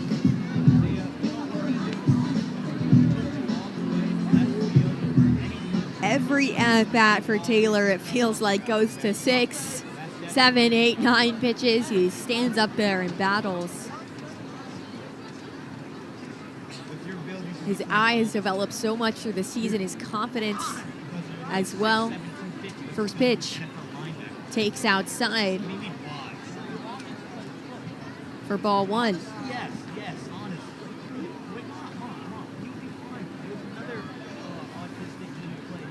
Lefty on lefty matchup. Blaze rocking the seafoam green cleats. Back foot on the back line, left side, front load on the leg as he takes a strike. Similar pitch, but that one does find the zone. He's got an open stance. Garcia in conversation with defensive coach Kyle Schmidt at first. A lot of space in the opposite field if Taylor can go that way as he takes another ball outside. And the count moves to 2-1 with 2 outs and 1 on. Sea Dogs still leading 1-0. Every game this series, it feels, has been a pitching battle between these 2 teams. Entering today, Portland with an ERA of 1, Reading with an ERA of 2.25. The 2-1. Taylor tried to check his swing and accidentally bumped it foul, unwittingly moving the count to 2-2.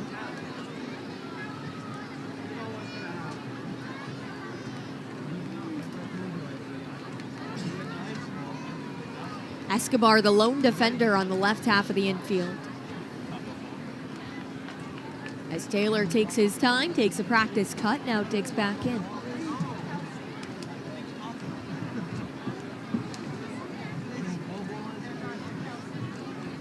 Garcia has his lead.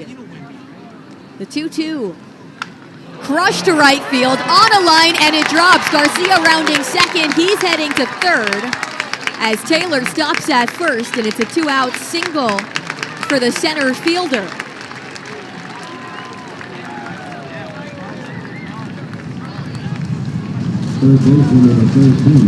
Sea Dogs fans trying to get loud for Tyler McDonough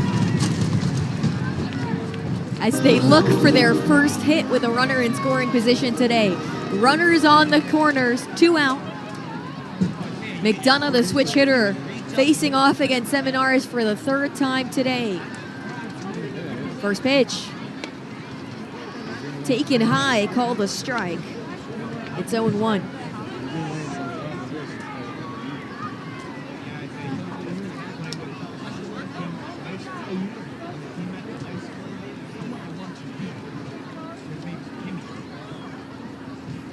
Next pitch. Another one upstairs. That one called a ball, and the count evens up.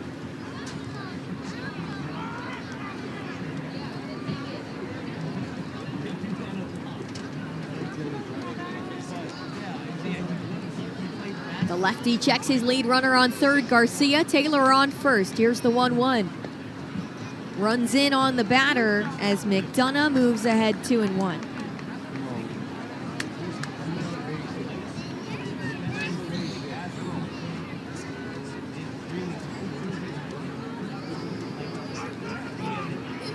So Menards working from the stretch. Defense playing straight up against McDonough.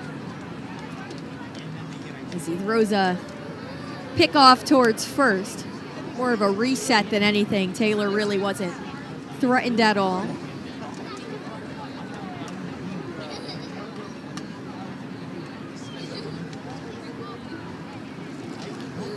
Ball hanging by his side, now set at the belt. The 2-1. Up the third base line, backhanded by Escobar. The throw pulls him off the bag, and it's an RBI single for Tyler McDonough. Taylor now caught in a rundown though at second, and he makes his way back to second. He thought he made it safely. He's called out on the tag. The run will still score, as the inning ends in controversial fashion, and the Sea Dogs lead 2-0. We head to the top of the 7th on the Sea Dogs Radio Network, presented by... Hello. Hi. Bobby. Hi, Bobby. How are you doing? Great. I'm so excited to talk to you about Play Ball, and specifically Play Ball Weekend this year. Yeah, hey, when's Play Ball Weekend? 6-7. Hey, when's Play Ball Weekend? 6-7. You guys, Play Ball Weekend? 6-7. Bobby, it's okay. I think I got it. It's gonna be June 7th. Oh, yeah, that's right. June 5th through June 7th, Play Ball Weekend. Here's the pitch from Ryan. Swings. This ball hit pretty well. Deep left field. Is it going to be a fair ball? Yes, and a 3-run home run by Charlie Condon. And Albuquerque puts up a crooked number early to take a 3-0 lead. The next pitch. Swings, and this is crushed again. Long. Gone again for Condon. Past the Miller Lite landing. 2 at-bats tonight. 2 home runs, driving in 5. Marte with 4 hits in 5 at-bats. 0-1. Line foul right back into the net. The 0-2 from Lee is swing and a miss, strike 3. And comes home with a strike. Lee fires again, and Tolia waves and misses. 0-2. Lee spins one over for strike 1. The 2 pitch. Swing and a miss. Baez goes down on strikes. Impressive stuff there from Zach Lee.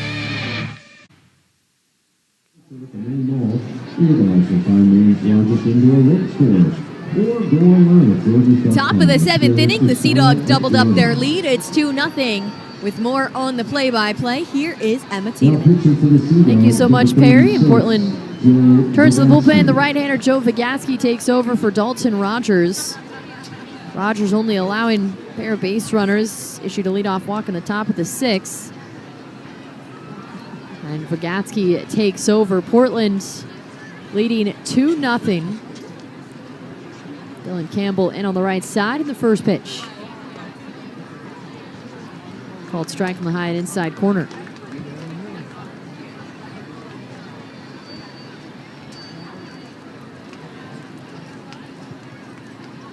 Infield shifted slightly to the left side. Here's the 0-1 to Campbell. This is outside, and the count evens 1-1.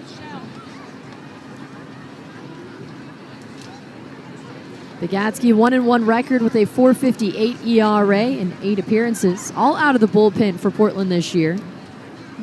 Fastball, sweeper, a changeup, and a slider as Campbell lines it to left field, and the Fightins have their first hit of the game as they break up the no-hitter leadoff single in the top of the 7th. I have more faith in For baseman number 10. Got a hold of a sinker at 92. And Reading breaks up the no-hitter. Portland had a perfect game going through 5 innings. After Paez went 3 innings, Dalton Rogers went 2 more and then issued that leadoff walk in the 6th. The no-hitter ends here in the top of the 7th. The pitch to Escobar, fouled right side towards the Portland Expo for strike 1.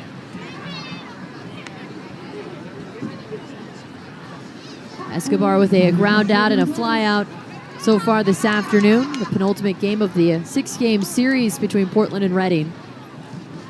Sea Dogs right now riding a 4-game win streak.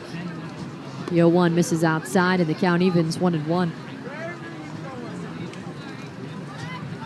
Fagatsky gave up a bunch of runs in his Double-A debut way back in April, but since then has been a total shutdown guy out of the bullpen.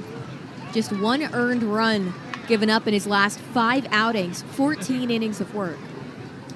1-1. Misses outside, ball 2.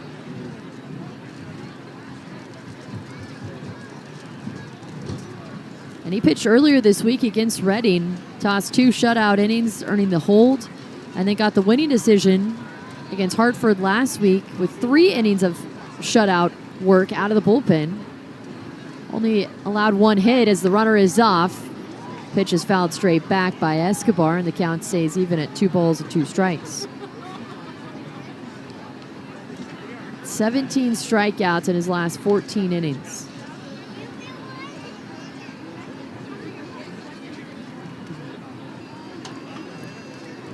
Brooks Brandon at first base, holding on Campbell.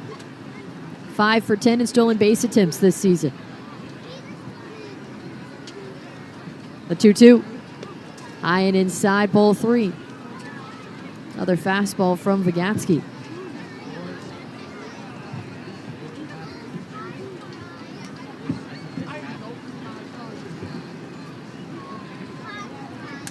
Three balls, 2 strikes, the pitch. Misses outside, ball 4.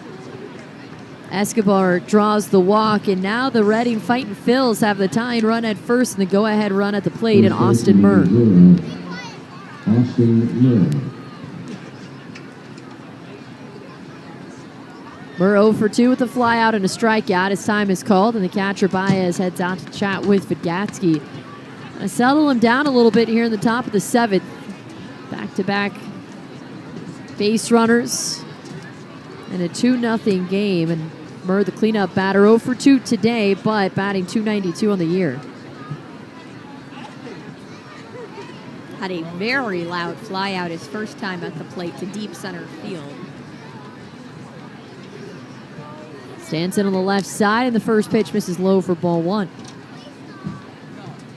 Murr hitting .281 with runners in scoring position.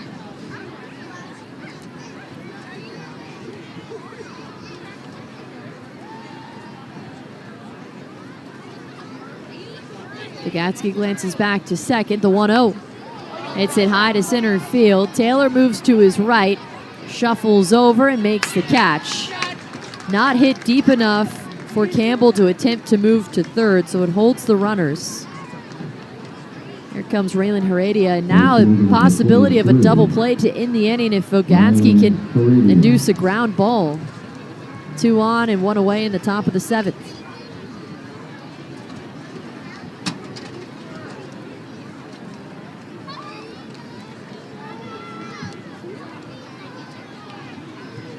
Vagatsky sets, quick look back to second. Here's the pitch. Swing, and he lines it into left field. Liendo on the run back. He has to wait for it as it bounces off the bottom of the wall. 1 run comes in, and it's an RBI double for Heredia in the top of the 7th. Reading is on the board. They trail 2-1.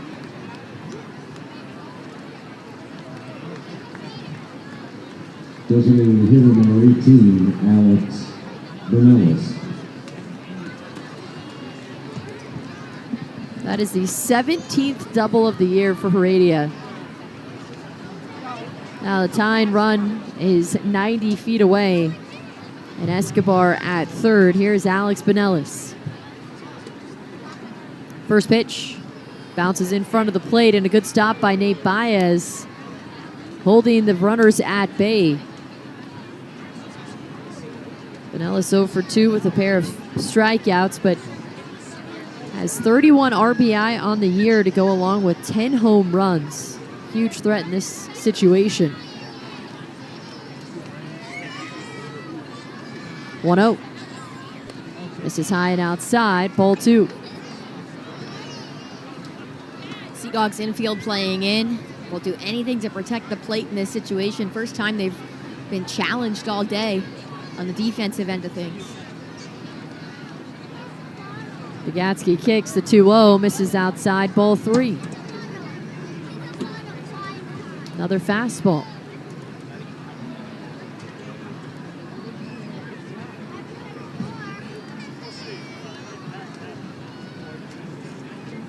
Three balls and no strikes to count the pitch. Called strike on the high and inside corner. Goes with the slider as Pinellas lays off.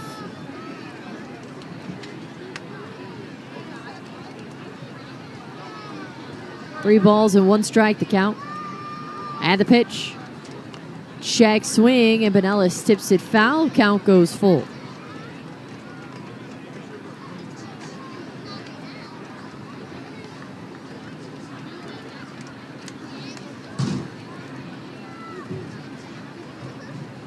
Bagatsky hinges forward at the waist, looking into Baez behind the plate. He readies. And the payoff. Misses high and outside. Ball 4. Bases now loaded for Jordan Disson. Second walk of the inning issued by Bagatsky. Jordan Disson. Only good news from the Sea Dogs to come out of that is the force is now active at every plate and base on that field. But there is nowhere for Bagatsky to potentially put another runner.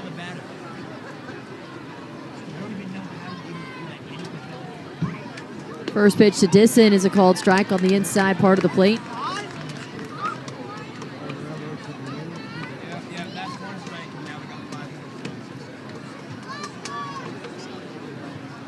Bagatsky sets.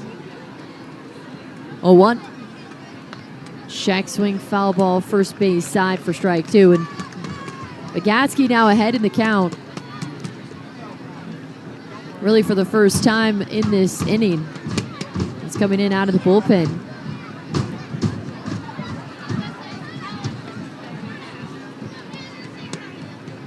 Bases loaded, 1 out, top of the 7th. Portland leading 2-1, but Reading threatening. Here's the 0-2. High and inside, ball 1. And Nate Baez, the catcher, coming out of the crouch to make that catch. And one pitch that gets away from Baez could allow the tying run to score from third. Here's the 1-2. Swing and a liner into center field, a base hit for Jordan Disson. 1 run comes in.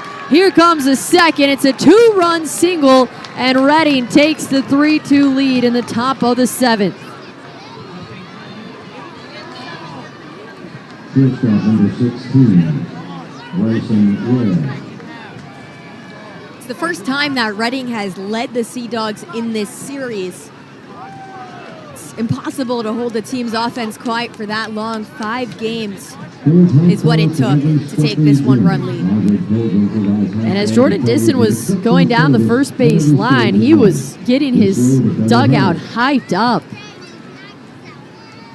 Well, for Disson, too, he hasn't had a hit in his last 15 at-bats before that. So, personally, for Disson, that felt like breaking a huge slump. Not to mention in a go-ahead situation like that. And a quick meeting on the mound with assistant pitching coach Isaiah Page. Ahead of Bryson Ware as the Fightins threaten for more. Still with 2 on and just 1 out here in the top of the 7th. 3 runs have come across. And up until this inning, Sea Dogs pitchers had a no-hitter going. As Ware fouls the first pitch back for strike 1. Ware 0 for 2 today with a strikeout and a flyout.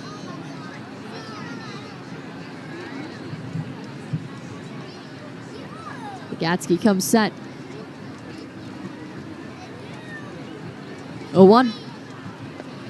Misses inside and the count evens. 1 ball and 1 strike.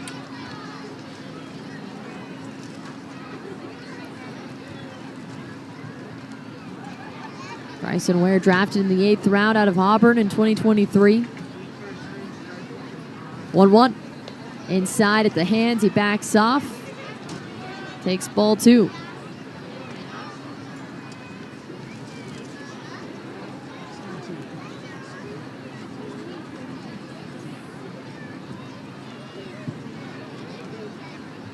Gatsky sets up on the third base side of the rubber, gives another look back to second in the 2-1. This is high ball 3, another fastball, and fastballs to right-handed hitters here in the top of the 7th. Keep missing high and inside.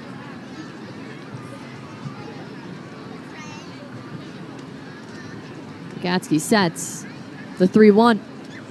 Swing, and he gets a piece of it, fouls it straight back, and the count goes full. Gatsky now at 26 pitches here in the top of the 7th.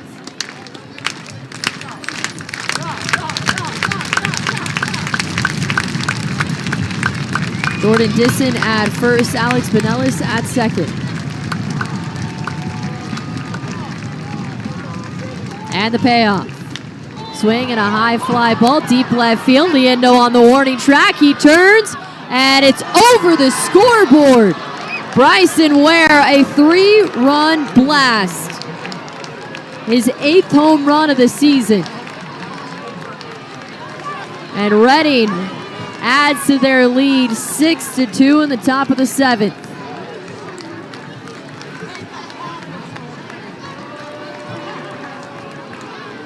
The Sea Dogs have got Max Carlson, I believe, up and warming in the bullpen, as this game has flipped on its head entirely here in the 7th. There's Cade Fergus, and he takes the first pitch right down the middle for a called strike. Now you have a no-hitter going into the 7th, and then all of a sudden, it's a 6-run inning. 0-1. This is high, and the count evens 1 ball and 1 strike. It'll be interesting to see how the Sea Dogs respond to this, facing adversity for the first time in this series, once they can get out of the inning. 1-1. Swing and a miss for strike 2. Cade Fergus has had some good at-bats. Worked the count full in the 3rd inning, had a fly out in the 6th. Infield and outfield playing straight away. 1-2. Base is low. The count evens 2 balls, 2 strikes. The first home run that Reading has hit all series as well, a team that was just in front of Portland with 54 home runs to Portland's 53 entering today. The 2-2. Swing, and he fouls it right side out of play. Count stays even at 2. Now base is empty, might be good for Vygotsky. Kind of reset a little bit, not having to worry about any base runners. 1 out in the top of the 7th. Fergus is the 8th batter to come to the plate. Here's the 2-2. Swing and a miss, strike 3. Got him on the slider low and outside for the 2nd out of the inning. And here comes Dante Nori, 9th batter to come to the plate in this inning.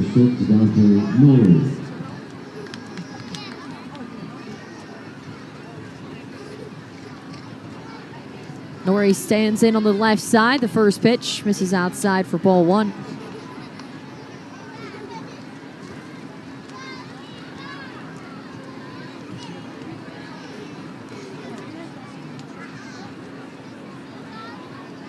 Vygotsky kicks in the 1-0.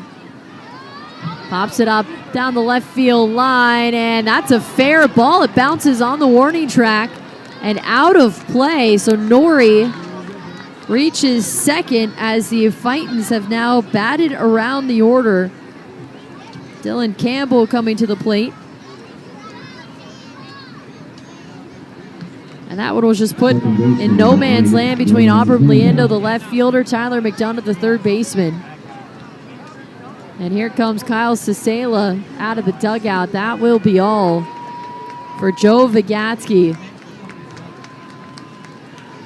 Able to record 2 outs, but he faces 9 batters And Portland will go to the bullpen. We will take a break.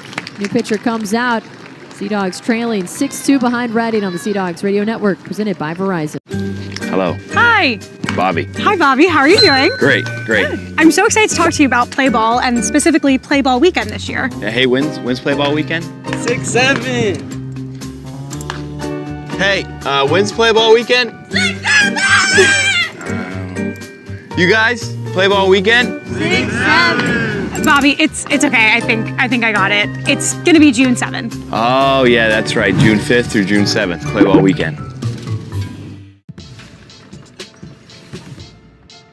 He throws a 1-0 to Gorson. Drives one deep to right. This is trouble as Cox moving back toward the bullpen. He hops in the air, and he brought it back. Jonah Cox, what a grab. We're repping the Birmingham Black Barons today, and it's really awesome. The uniforms look really cool. It's awesome. I like the look. The BM kind of pops. So yeah, I like the whole get up. It's a good attire. We got the Birmingham across the chest. We got the Birmingham Black Barons on the side too, which is super cool. Just the history of all of it. I think the hats are pretty sweet too. You got the 3 Bs. This is Portland Sea Dogs is the right-hander Max Carlson. He comes in to take over for Joe Vigatsky. Carlson, 6'1", 190 pounds, 24 years old, out of Edina, Minnesota. 12th round selection by the Red Sox in 2023.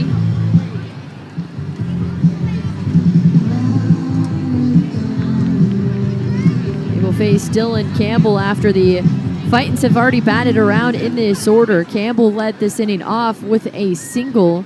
Actually broke up the no-hitter that Portland had going through the first 6 innings. Campbell comes to the plate with Dante Nori at second base. First pitch. Called strike on the inside part of the plate with the curveball. And time is called. Nate Baez, the catcher, briefly heads out to talk things over with Max Carlson. After that first pitch.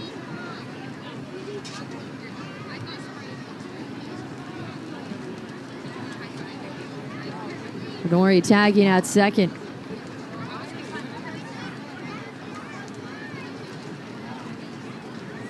A 1. Low and outside, and the count evens. 1 ball and 1 strike. Carlson this season 1-1 record with an 8.06 ERA. Already pitched 2 innings in this series against Reading. 1-1. Called strike 2, low and inside.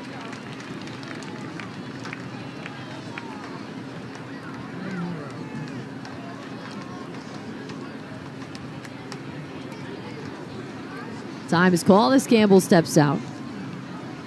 Carlson features a fastball, changeup, cutter, and a sweeper.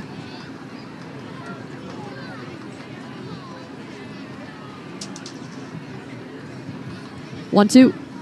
Swing and a miss, strike 3. And out number 3 here in the top of the 7th inning. Portland now trails 6-2. We head to the bottom of the 7th in Portland on the Sea Dogs Radio Network, presented by Verizon. Hello. Hi. Bobby. Hi, Bobby. How are you doing? Great. I'm so excited to talk to you about play ball and specifically play ball weekend this year. Hey, when's play ball weekend? 6-7. Hey, when's play ball weekend? 6-7. You guys, play ball weekend? 6-7. Bobby, it's okay. I think I got it. It's gonna be June 7th. Oh, yeah, that's right. June 5th through June 7th, play ball weekend. You can own a piece of the minor league game. MILB Auctions lets you bid on game used and autographed bats, balls, jerseys, and more, with items added all season long. Want a piece of the minor league game? Visit MILBauctions.com. 1-2. Maduro grounds it towards short. Holiday diving stop, glove flip for 1. What a play! But Ethan Holiday with a spectacular stop. More than 30% of players are Latino. And as you think about that, you have to fit it into the culture of baseball. One thing that I've always really enjoyed about the Copa program is the players love it. We've had everything from live bands to salsa dancing in the concourse before the game. For us, that meant bringing in a car show. It really goes with the fun of baseball.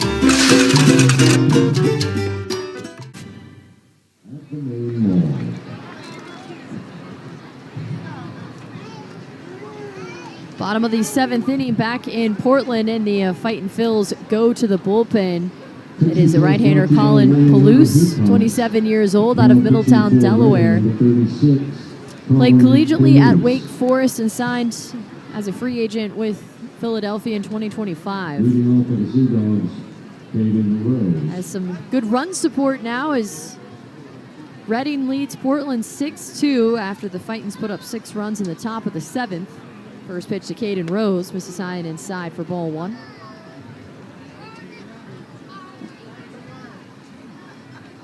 Rose had a double in the second. He was left on base.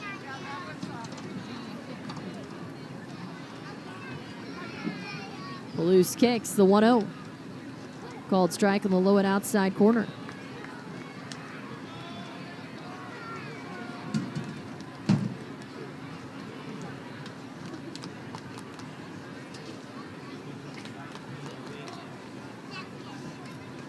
Here's the 1-1. Swing and a miss. Chases it low and outside, and Palouse quickly ahead in the count. 1 ball and 2 strikes. Nearly the exact same pitch, but a little lower and a little more outside. Just what he wanted to do to draw that swing and miss. 1 ball and 2 strikes the count.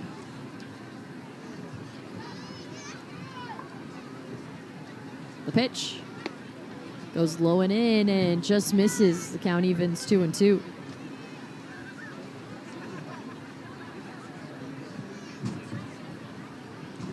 Palouse has been between AA and AAA this year. Lehigh Valley and with Reading. The 2-2. Swing and a miss for strike 3 and out number 1 in the bottom of the 7th.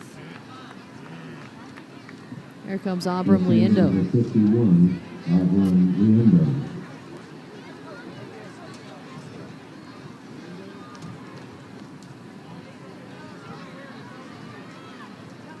Abram Liendo in left field today, a position he has never played in his professional career. He did play in center field once last season as the first pitch from Palouse misses outside for ball 1. But he hasn't had to deal with too many fly balls out into left field, mostly because Sea Dogs pitching staff has been phenomenal today. There's the 1-0. This is high and inside for ball 2. But Abram Liendo just joins a long list of very versatile defenders for Portland. Palouse kicks the 2-0. Misses outside. Ball 3 on the fastball.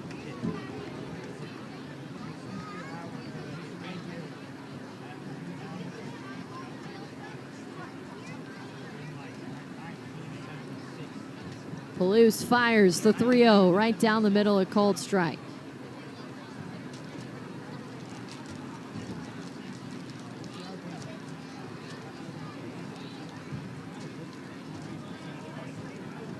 Palouse has the signs from Disson. The 3-1. Check swing, foul ball to our right as the count goes full. 1 out in the bottom of the 7th.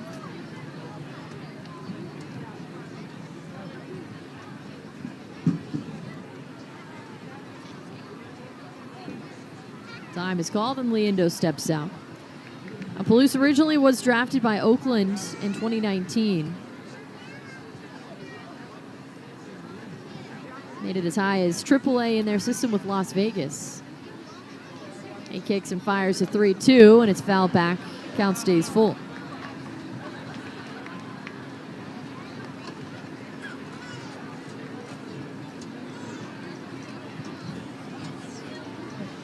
Spent all of 2023 with AAA Las Vegas, 2025 more with Midland and the Texas League. The 3-2. Swing and Liendo again pops it up foul right side into the seats. The count stays full. Getting a long at bat. 8th pitch incoming.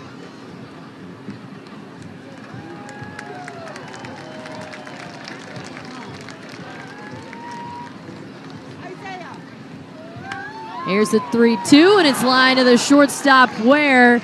Almost falling to his right, he makes the catch for the second out in the bottom of the 7th. A really good battle between Liendo and Palouse. But Ware is able to track it down, and now there are 2 away for Franklin Arias. Sea Dogs trailing 6-2 in the bottom of the 7th here in Portland.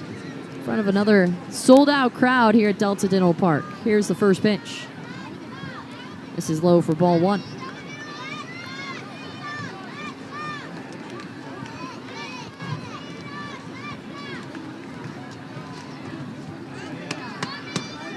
Arias today 1 for 3, singled and scored a run back in the 3rd, and that was the only run of the game until the 6th inning for Portland.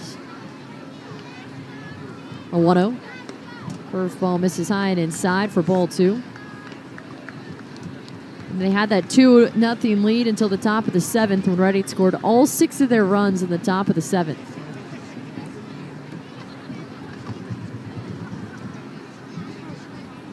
Two-0. High and inside with the fastball, ball 3, and right now Arias just remaining patient.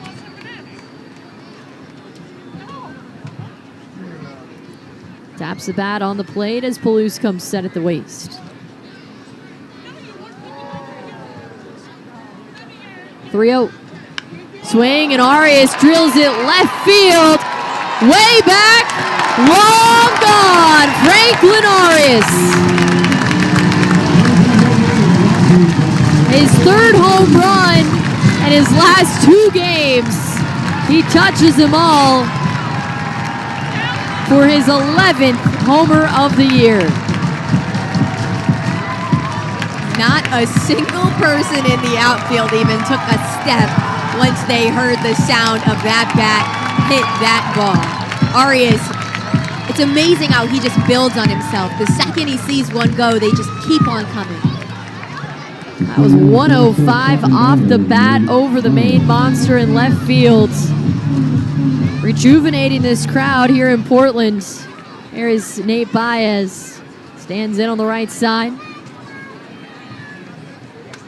First pitch. Misses inside, ball 1. It's really a game of inches. Auburn Liendo on a 3-1 count tried to check his swing. The ball goes off the handle of his bat. That ball misses the bat. 2 more runs for the Sea Dogs. Pitch is a called strike. Instead of just 1. A lot of chipping away left to do for Portland.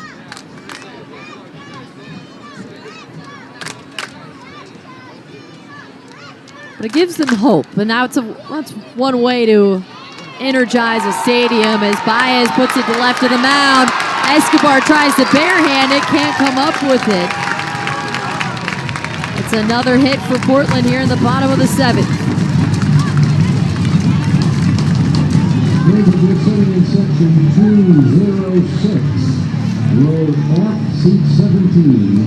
And yet again, Portland finds themselves with 2 outs and runners on base.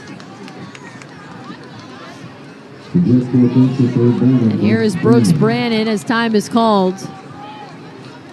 And the pitching coach, Brad Bergeson, heads out, and we'll talk with Palouse and Disson. Ahead of Brannon, and now we have a flurry of activity in the Reading bullpen. Looks to be Kristen McGowan starting to warm up.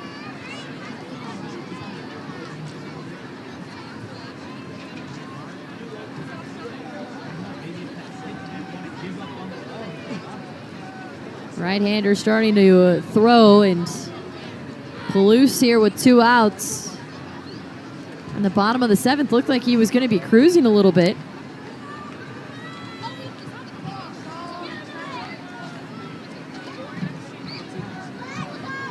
But then it was a solo homer by Franklin Arias and a single by Nate Baez. First pitch swinging for Brannon, pops it up right side of the infield.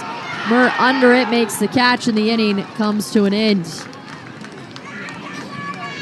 We head to the top of the 8th inning after the solo shot by Franklin Arias. Portland trailing 6-3 on the Sea Dogs Radio Network, presented by Verizon. Hello. Hi. Bobby. Hi, Bobby. How are you doing? Great. I'm so excited to talk to you about Play Ball and specifically Play Ball Weekend this year. Hey, when's play ball weekend? 6-7. Hey, when's play ball weekend? 6-7. You guys, play ball weekend? 6-7. Bobby, it's okay. I think I got it. It's gonna be June 7th. Oh, yeah, that's right. June 5th through June 7th, play ball weekend. You can own a piece of the minor league game. MILB Auctions lets you bid on game used and autographed bats, balls, jerseys, and more, with items added all season long. Want a piece of the minor league game? Visit MILBauctions.com. The design for the HVR jersey is inspired from the national flag colors of Bhutan. The saffron represents the monastic division. The yellow represents the monarch. And the dragon is a white dragon, a peaceful dragon. I think probably the coolest feature though is the Druk, which is the dragon and is the national symbol of Bhutan. Really happy to integrate that in the jerseys, and I think they came out really nice.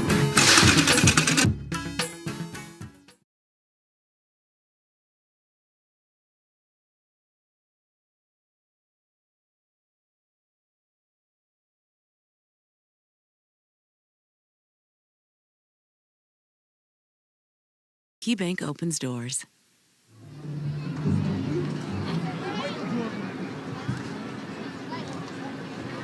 Top of the 8th inning back in Portland. Sea Dogs trailing 6-3.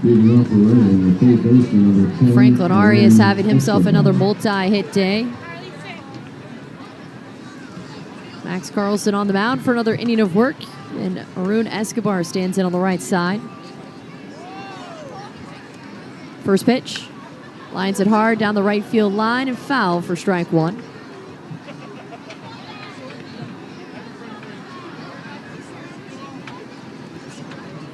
Escobar worked a walk in the 7th and scored one of the 6 runs in that inning. Carlson comes set, the 0-1. Swing and a liner hit to center field. Taylor in on it, and it drops in front of him. Leadoff single in the top of the 8th. And Redding batted around in the top of the 7th. Sent 10 batters to the plate. Scoring those 6 runs. As Austin Murr now stands in on the left side.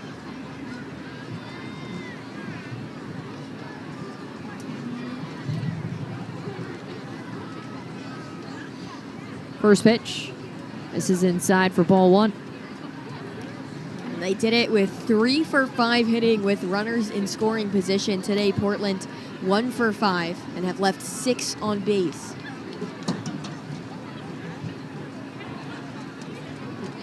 Check throw to first. It's close, but not in time. Escobar able to beat the throw back. The hitting with runners in scoring position has been the difference maker in today's game. Portland has been struggling with that off and on all week, has luckily been able to still win games despite having those struggles, as Escobar is off with the pitch. No throw down to second. Stands now in scoring position. 11th stolen base of the season for Escobar. He was nearly to second by the time Carlson even went into his motion. 1-1. Misses outside, ball 2. Of course, with Carlson having just used his pickoff, Escobar knew that he couldn't backpick him at first.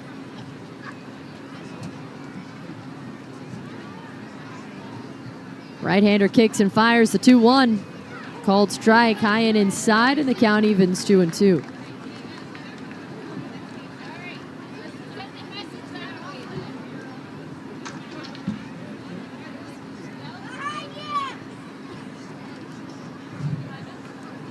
Two. Pops it up foul, left side out of play, into the seats.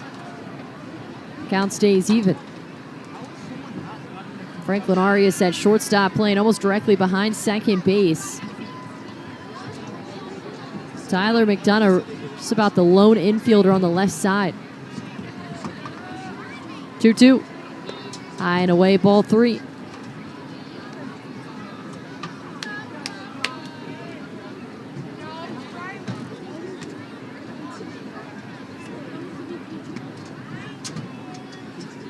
3 balls, 2 strikes, the count. Carlson fires. Foul left side again, and Austin Murr taking his time at the plate. This is a little bit of what we saw in the 7th inning as well when Reading put up 6 runs against Joe Vygotsky. It was just fouling pitch off after pitch and putting the ball into play. Here's the 3-2. Swing, and he drives it to center field. Taylor on the run back. Just in front of the warning track, he makes the catch. Tagging at second is Escobar, and he advances to third on the out.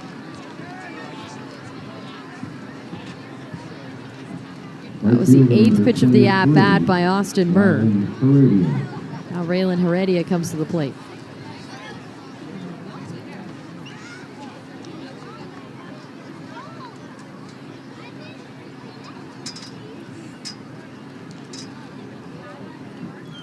Stands on the right side, infield playing in. The pitch, called strike on the inside part of the plate. And Heredia got the scoring started with an RBI double in the 7th. Carlson sets and the 0-1. Swing and a miss, goes inside with the changeup. Quickly ahead in the count, 0-2. It was the RBI double by Heredia, then the 2-run single by Disson, and a 3-run homer by Bryson Ware. Bring all those runs across. The 0-2. Low and outside for ball 1, and Heredia does not offer on that changeup.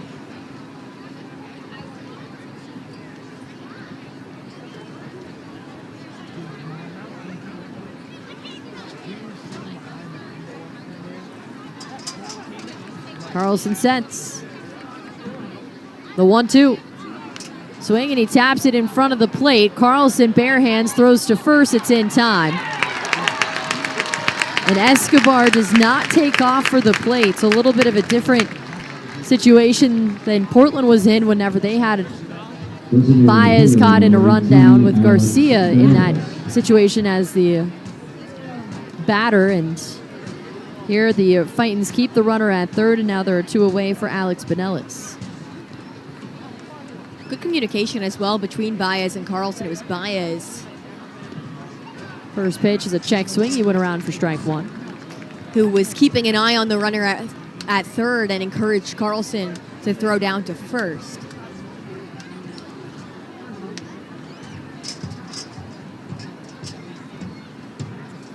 Oh, 1. Swing and a miss. Goes upstairs with the sinker for strike 2.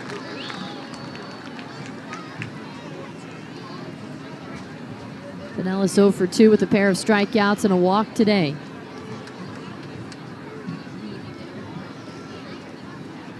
Oh, 2. Swing, and he lines it to center field. A base hit. Escobar comes home to score easily. It's an RBI single for Alex Binelas in the top of the 8th. It's 7-3 at Reading. Catcher number 3, Jordan Disson. Inning continues for Jordan Disson. 2-run single in the 7th.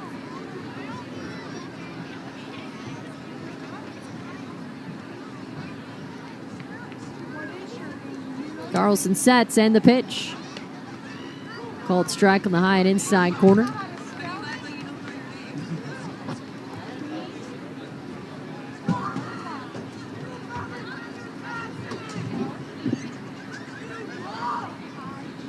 Carlson fires the 0-1 as a swing and a miss, strike 2, and he's ahead in the count again.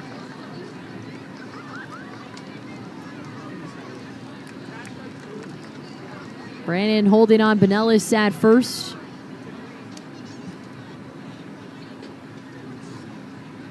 Carlson peeks over.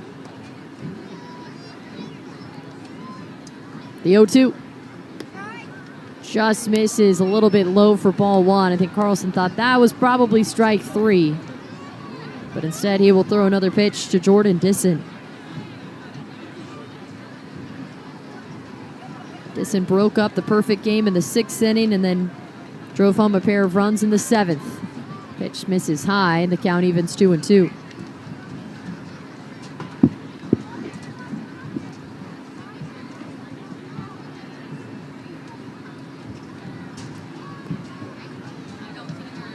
Carlson readies. The 2-2 pitch. Called strike 3 on the low and outside. Corner freezes Disson for the final out of the inning. But it's an RBI single by Alex Binelas. Extends Reading's lead 7-3 as we head to the bottom of the 8th in Portland on the Sea Dogs Radio Network, presented by Verizon. Hello, Hi. Bobby. Hi, Bobby. How are you doing? Great. I'm so excited to talk to you about play ball and specifically play ball weekend this year. Yeah, hey, when's play ball weekend? 6-7. Hey, when's play ball weekend? 6-7. You guys, play ball weekend? 6-7. Bobby, it's okay. I think I got it. It's gonna be June 7th. Oh, yeah, that's right. June 5th through June 7th, play ball weekend.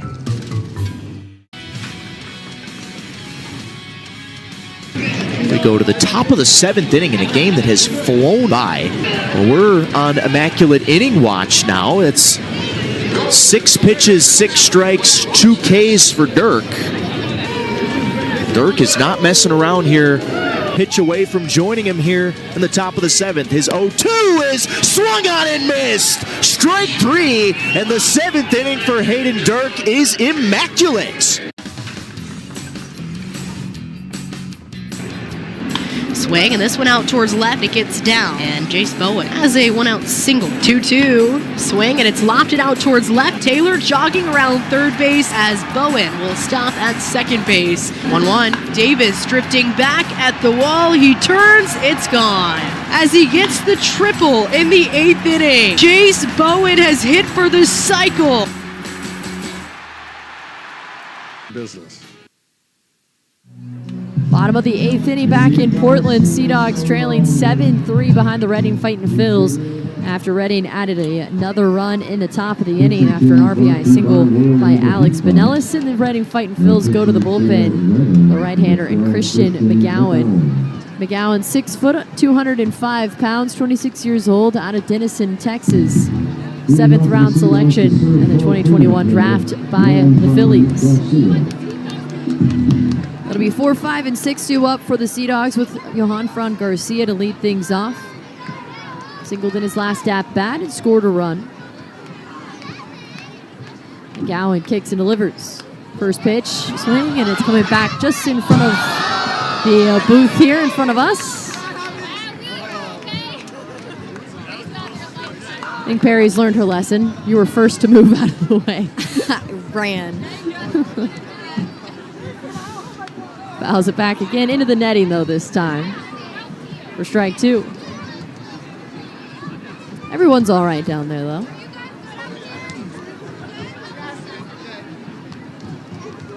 Free souvenir to take home. Garcia back in on the right side. No balls and 2 strikes. The county now calls time and steps out. McGowan making 5 appearances for the Fightins this season. No record and an even 3 ERA. 0-2.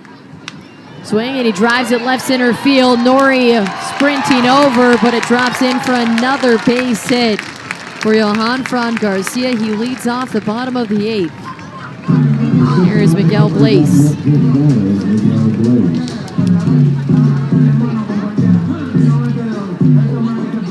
McGowan pitched on Wednesday against Portland. Went 1 inning and struck out the side in order. He did not face Blaze, however. First pitch called strike, the fastball. See attacking at first, and Portland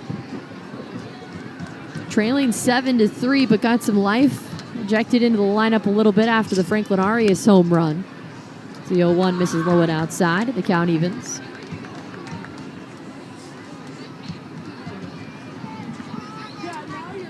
Infield shifted to the right side. And the pitch. This is high for ball 2.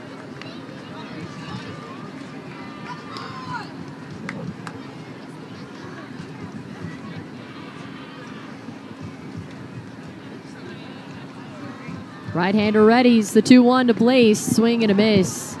Fastball low and outside. And McGowan started the year on the injured list, recovering from a right labrum tear, and then was activated 20 days ago on May 3rd by Redding as Blaze calls time and steps out. He missed the entire 2025 season with his injury.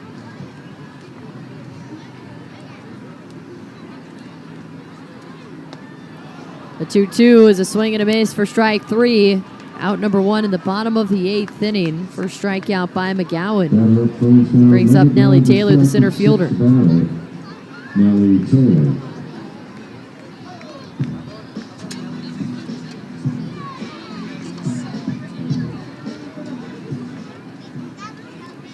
Nelly Taylor reached base once today.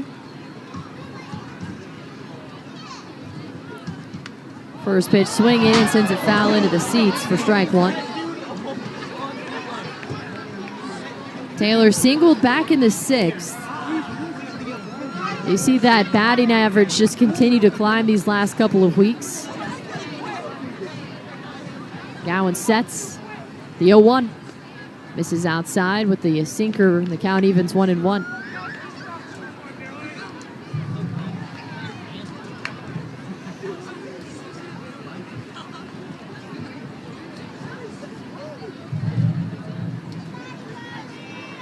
Catcher Disson sets up right behind the plate. The 1-1 misses inside, and Disson thinks about throwing it down to first base, but decides not to. It's an especially tough play to make with a lefty like Nelly Taylor standing in the batter's box, blocking your line of sight.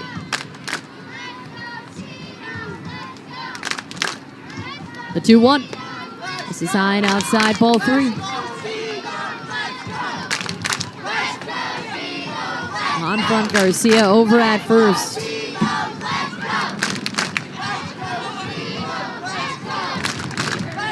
McGowan sets the 3-1. Called strike, goes low and inside, and the count goes full for Nelly Taylor.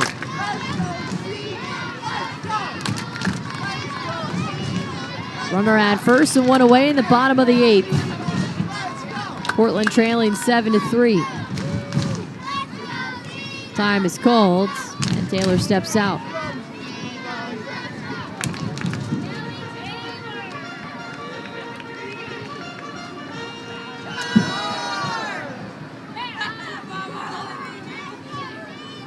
Here's the payoff. Swing and a miss, strike 3. Goes inside with the fastball, and Taylor strikes out for the second out in the bottom of the 8th. Third baseman number 13, Tyler McDonough. Here is Tyler McDonough. McDonough's been on base twice today. Singled in the 6th, was hit by a pitch in the 2nd. First pitch, he tees off, drives it deep center field. Nori, though, back on it, makes the catch. And the inning comes to an end. Sea Dogs strand a runner at first as we head to the top of the 9th. Portland trailing 7-3 on the Sea Dogs Radio Network, presented by Verizon. Hello. Hi. Bobby. Hi, Bobby. How are you doing? Great. I'm so excited to talk to you about Play Ball and specifically Play Ball Weekend this year. Yeah, hey, when's Play Ball Weekend? 6-7. Hey, when's Play Ball Weekend? 6-7. You guys, Play Ball Weekend? 6-7. Bobby, it's okay. I think I got it. It's gonna be June 7th. Oh, yeah, that's right. June 5th through June 7th, Play Ball Weekend.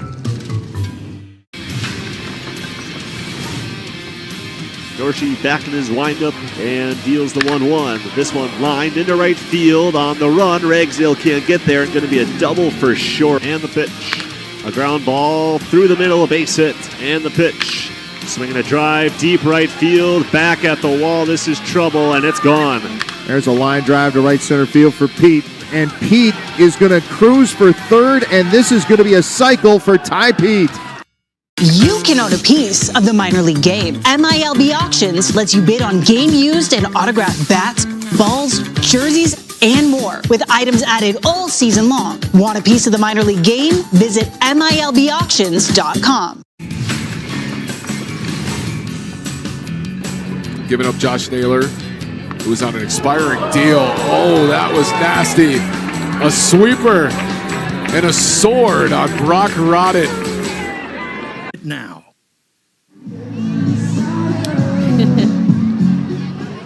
Leading off the lane, the shortstop number 16, Bryson Ware.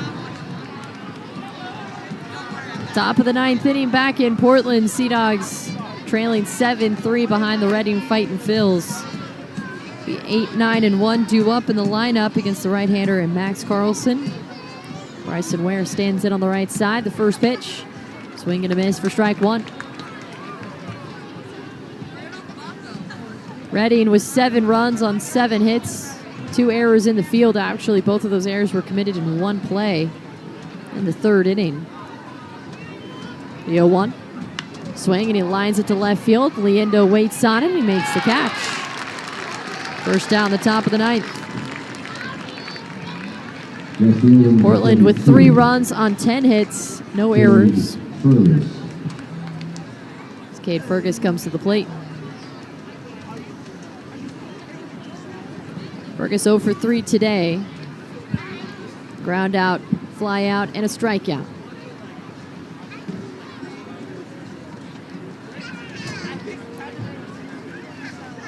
First pitch from Carlson. Check swing. And the pitch misses a little bit low for ball 1. We have the Sea Dogs reward zap. Today's code is PAW, as in Paw Patrol.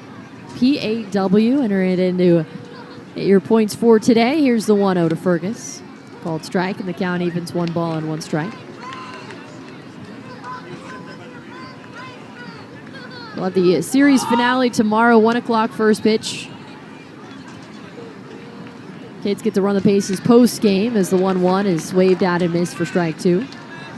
And then off day Monday, and we will travel to Binghamton for the first time this season, first time seeing the Rumble Ponies.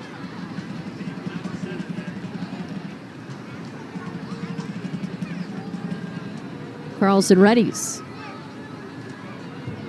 1-2. Called strike 3. Freezes Fergus with the curveball. Quickly 2 away in the top of the ninth, and it's back to the top of the batting order with Dante Nori. Max Carlson and hits from Electra. Center fielder Dante Nori.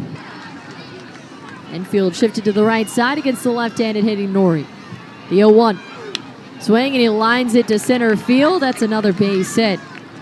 Has himself a multi-hit game as the top of the ninth continues with Dylan Campbell. Stolen 7 bases this year, but he's been caught 6 times. That ends the inning as Reading strands a runner at first. We head to the bottom of the ninth in Portland. Sea Dogs trailing 7-3 to the bottom of the ninth in Portland. Sea Dogs trailing 7-3 on the 3 on the. I think I got it. It's Cimento, Venezuela, 27-year-old. Here's the pitch. Lined in the shallow right. In comes Pinckney towards the line. Galloping forward, dives, makes a spectacular catch. Andrew Pinckney lunging out and making a slip and slide grab near the right field foul line for the first out of the bottom of the second. And then Pinckney laying out there and reeling it in. So 1 out to begin the bottom of the second. You can own a piece of the minor league game. MILB Auctions lets you bid on game used and autographed bats, balls, jerseys, and more, with items added all season long. Want a piece of the minor league game? Visit MILBauctions.com. The 0-1. There's a swing and a fly ball down the left field line. That ball gone into the seats. Walk-off home run. Resigns.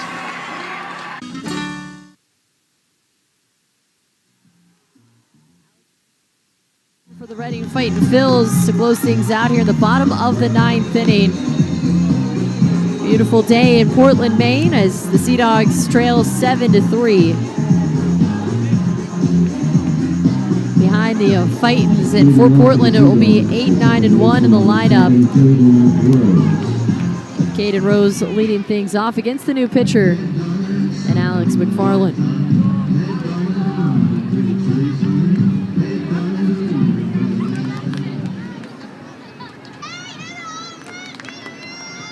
McFarland sets and the pitch. Called strike in the high and inside corner. McFarland 1-1 record with a 0.57 ERA across 16 appearances. The 0-1. Swing and a miss. Goes inside with the fastball at 97. And Rose quickly down to the count. No balls and 2 strikes.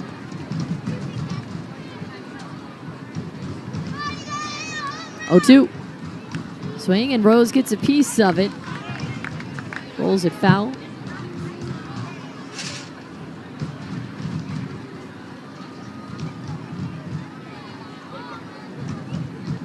McFarland, we saw a couple days ago, he went 1 1/3 perfect innings.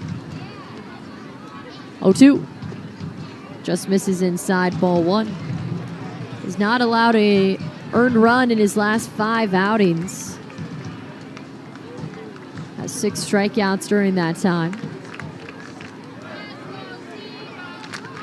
1-2. Swing and Rose again grounds it foul, third base side this time.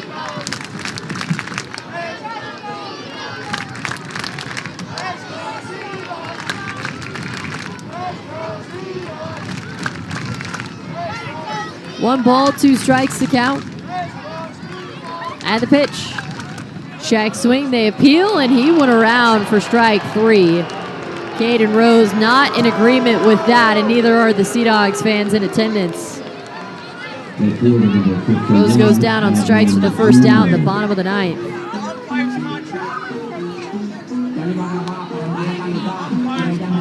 Here's Abram Liendo.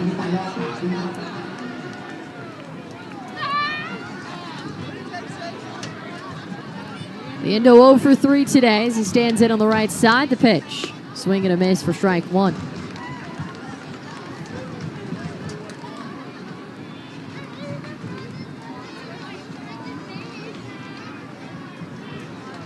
Farland sets. The 0-1. Misses low and in the dirt, and the count evens 1-1. Right now, McFarland ranked as the Phillies' number 17 prospect. And is also on the Phillies 40-man roster. 1-1. Called strike 2 on the inside part of the plate.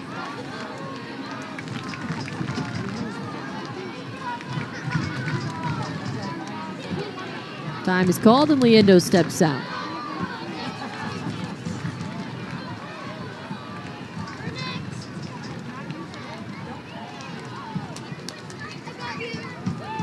One ball, 2 strikes, and 1 away.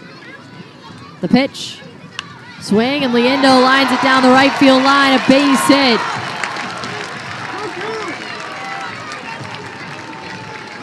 And Liendo is on board as we head back to the top of the lineup with Franklin Arias.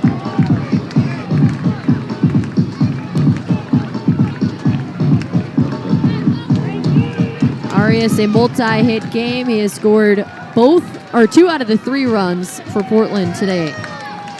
4 out of their last 5 runs in their last 2 games. The first pitch. This is low and inside.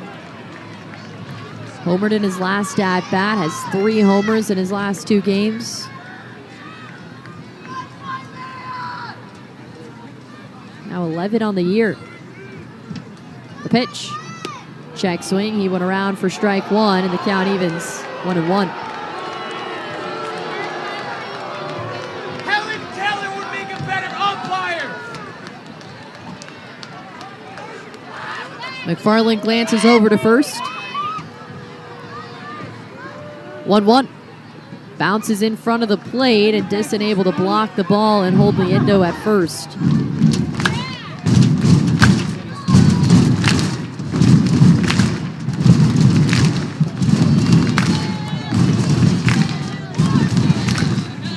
Two balls and 1 strike to count. The pitch. Swing, and Arias drives it into left field. Fergus onto the warning track, makes the catch.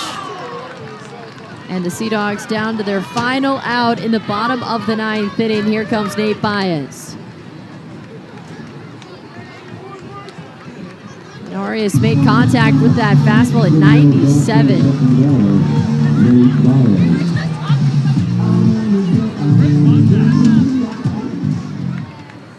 Nate Baez stands in on the right side. A multi-hit day, 2 for 4 with an RBI.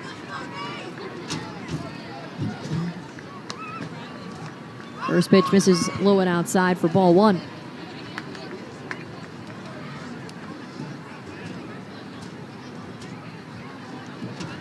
McFarland sets. 1-0. Misses low and inside, ball 2. Sea Dogs trailing 7-3 in the bottom of the 9th inning with 2 outs. Liendo at first. The 2-0. Swing and a foul tip for strike 1. McFarland tries to go back inside with the fastball at 96.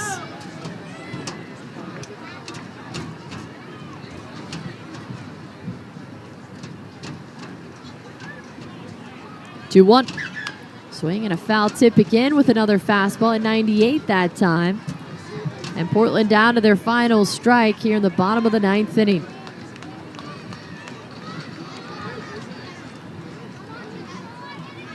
Two balls, 2 strikes, 2 outs. Runner at first, Portland trailing 7-3. The pitch. Swing and a ground ball left side, backhanded by Ware at short, throws to first, and it's not in time. Nate Baez beats out the throw, and the game continues. Al Pedrique, the manager for Reading, is immediately out and talking with the first base umpire, Manuel Perez. See here on the replay. Yeah, I mean, that's a bang-bang play. The tie goes to the runner. So close, but all the credit to Nate Baez. I mean, he flew down that first base line. Keeps the Sea Dogs' hopes alive, and here is Brooks Brannon. Runners at first and second and 2 outs.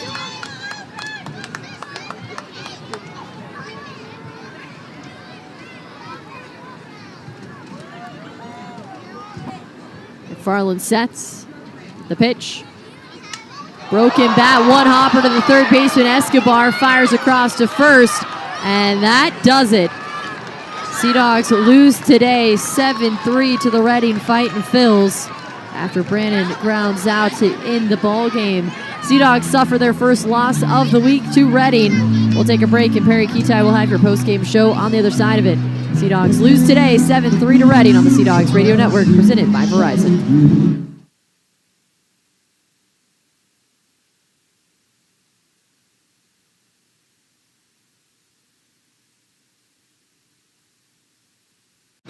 Hello, Hi. Bobby. Hi, Bobby. How are you doing? Great, great. I'm so excited to talk to you about Play Ball and specifically Play Ball Weekend this year. Hey, when's Play Ball Weekend? 6-7. Hey, when's Play Ball Weekend? 6-7. You guys, Play Ball Weekend? 6-7. Bobby, it's okay. I think I got it. It's gonna be June 7th. Oh, yeah, that's right. June 5th through June 7th, Play Ball Weekend.